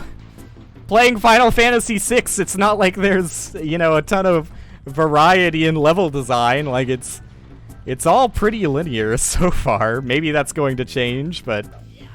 Yeah, I'm trying to think. Have I played any other Final Fantasy game other than 6, what I'm doing now, and 13 as a wee lad? I don't think so. I have very little experience with it, which is making 6 very interesting. Because, like, I don't know, I'm starting to think, like, maybe 6 is not actually... I don't know, so far all of the story beats in 6 have been fairly predictable and, like, cliche. I'm not sure where it's going to really pick up, if it ever does, but I'm starting to get a little bit of an inkling... Squid Game, funny Squid Game, Mr. Beast Squid Game. I'm starting to get an inkling that maybe everybody who says Final Fantasy VI is their favorite is just saying that because, like, maybe not any of the Final Fantasy games are actually good. Maybe, I don't know. It seems about as you know. I don't know. I don't want to be mean. Maybe it gets better. I guess let's cap that there for now, and maybe later I'll trash the story once I've gotten deeper in the game, but I don't know. Everything I've seen so far has just gone exactly as I expected it to, and Kefka is not a particularly interesting character. Not as interesting as I would expect, with it being, like, literally everybody's favorite and the only character you hear talked about in regards to Final Fantasy VI. So I don't know. Maybe I'll learn to love things. Maybe the story does just get better. We'll see. For now, though, I can definitely talk about the fact that, God, it is so weird playing just an old JRPG in general. And, like, maybe that's not fair, because I felt like Chrono Trigger... Damn it. Why do I fuck this one up so much? I felt like Chrono Trigger was actually, like, a lot more modern with its writing. And maybe it's just, you know, translation, because I'm using the GBA one. Maybe the GBA translation is also stiffly written. But, like, it just... NPCs in general are extremely funny. Like, you don't get, even in modern JRPGs, you don't get, like, as outlandish NPCs as they used to give you. It's nice talking to someone and hearing about how they love shorts. Just people that have no reason to exist outside of the fact that cities would feel incredibly barren. Oh yeah, I'm trying to do a new lineup here. Cities would feel incredibly barren. I'm pressing forward and it's not sliding the way it's supposed to. Do I need to go more to the right? I don't know. I'm going to do my old setup because I don't know how to get that to work. I'm probably going to have to practice it off stream at some point. This looks good. I don't know. I shouldn't have messed with my angle there. But yeah, I don't know. NPCs are just like assets that exist as like in the same way every recipe from what's that food channel or food YouTube channel? Every recipe from Chef John needs a little bit of cayenne. Every single city in a JRPG needs a handful of NPCs that have no reason to exist. Though, like I said, in modern JRPGs, it feels like NPCs tend to not exist unless they have a purpose. Outside of, like, your standard guard that is just there to be a guard. I don't know. I can't say that. Well, I don't know. Yeah, no. I just recently playing through Dragon Quest XI, I think is the right one. Yeah, no, basically none of those NPCs have any reason to exist either. But the writing in those NPCs just feels different. Like, they have more to say, and, like, they're trying to be, like, real people. Like, they're trying to have something relatable to talk about instead of just I love shorts. Look, if I could remember any actual examples from Final Fantasy VI, I would say them now, but I'm a poser.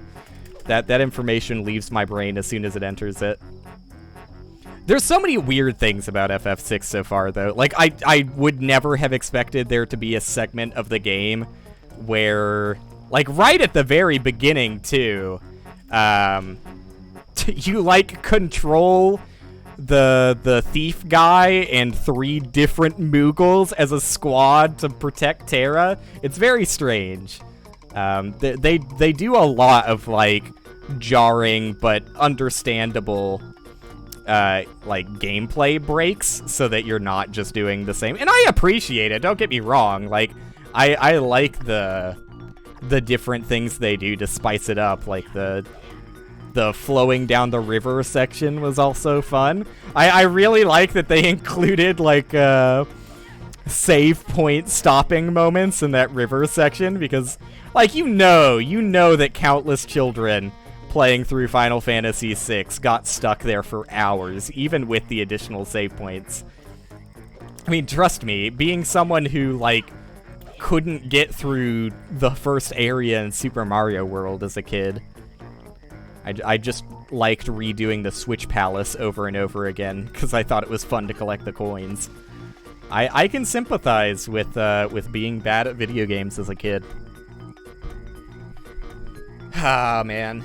What an era. Oh, I'm not moving. Also, that's funny. That's funny. I thought I was moving for a little bit, but it looked like it stopped. Maybe I was never moving. Maybe I'm crazy.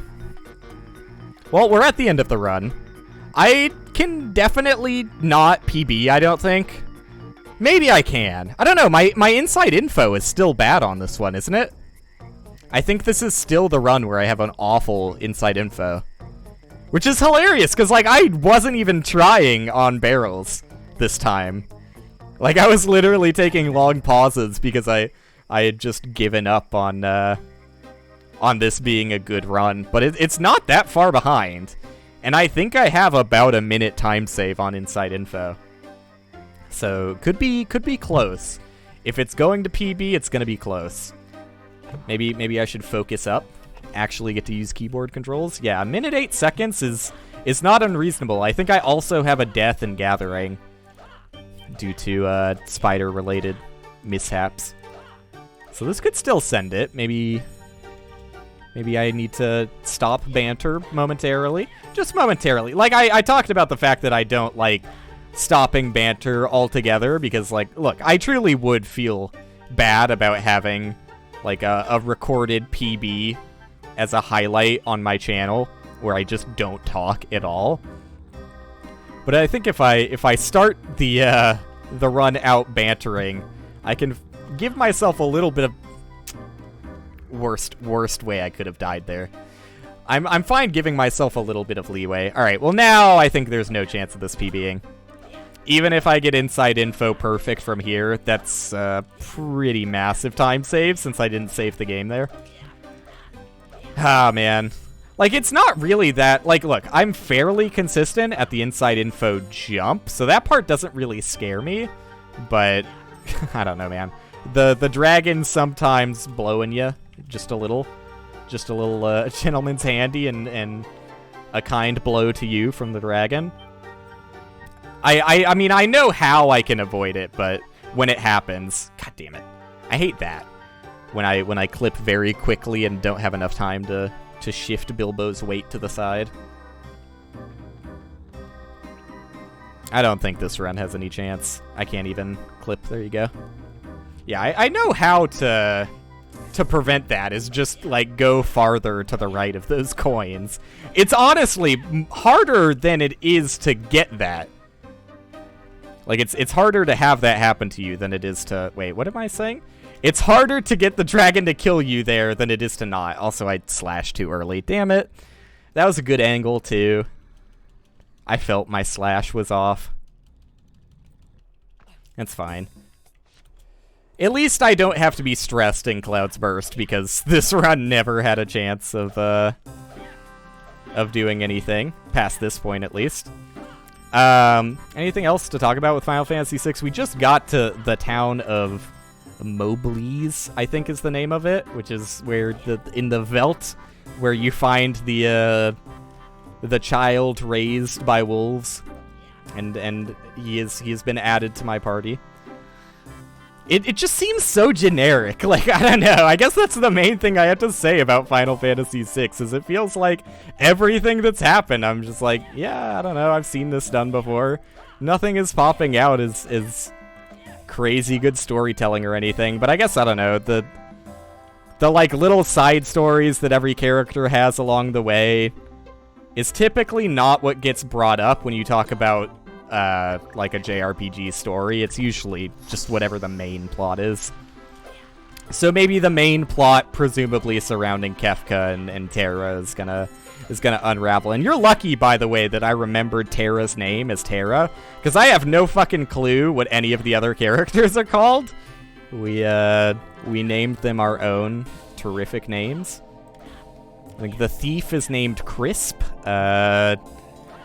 The king is named Crump, and his brother is named Clump to you know, show their familial bonds of having slightly similar names. And the wild boy is named Kiki.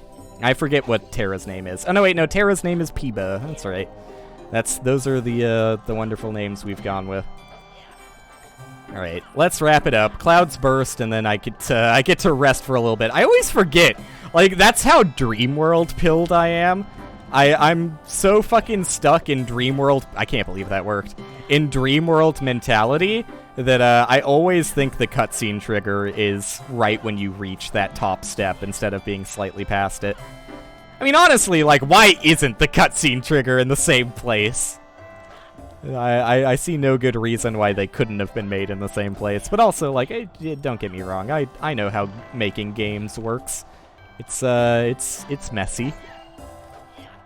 Though, I mean, I don't know, if they already copy-pasted this level from their files, which presumably they did just copy most of it into Dreamworld, or from Cloud's Burst, who knows which direction they copied it, which one was made first, but regardless... Assuming they did copy most of that stuff, I would have expected that they could just use the cutscene trigger zone and relabel it for whatever the other cutscene is. Anyways, no one cares. Who cares about how Hobbit was made? I don't know, it'd be kind of interesting. I still wish I could, like, that's another interview I thought about doing, but I know that, like, an employee, an old THQ employee that was probably paid way less than they should have for the games they made, wouldn't care to do an interview about the Jimmy Neutron Boy Genius game for PC. But I would love to have some insight into what it was like making a game like that. I mean, movie tie-in games are always kind of wild to think about their development process. It's probably just sad. But anyways, I feel like Jimmy Neutron Boy Genius for PC stands out as being just really, really weird. And, like, obviously the people who made it needed, like, some level of knowledge of the source material before making the game, but I feel like there wasn't much, because goddamn does that game just feel empty and soulless. There's something special about Jimmy Neutron Boy Genius. It really is, like, the fact that the biggest thing that makes that game feel weird is the fact that, like, only one NPC is ever on screen in the same area at the same time Jimmy is. Almost another sub 20. That wasn't that bad of a run, despite how awful I was in a number of places. My overhill wasn't that bad, I guess, but I do have like 20 seconds of time save on top of the 11 that I went into overhill with. Riddles went fine. I don't think did I die in Riddles? I might have died in Riddles. No, I think it went fine. See, this is what I'm talking about. This is why, like, I can have the worst run imaginable and still PB, and think back on it being like, oh, well, it was a PB, so I must have done perfectly. Like, I don't remember any of the splits I've done more than, like, 5 minutes ago. Anyways, that's the stream for today. Hopefully people had fun hanging out. And, yeah. Alright, not gonna do a raid today. That's fine. That's fine. Still had a good time. You know, it's hard not to feel bad about the number you see at the end of the stream, but it was still a good stream. I hung out with Crix. You know, had people in chat for a decent portion of it, but, you know, all good things must come to an end. So, thanks for hanging out if you did, and I'm out of here. Bye.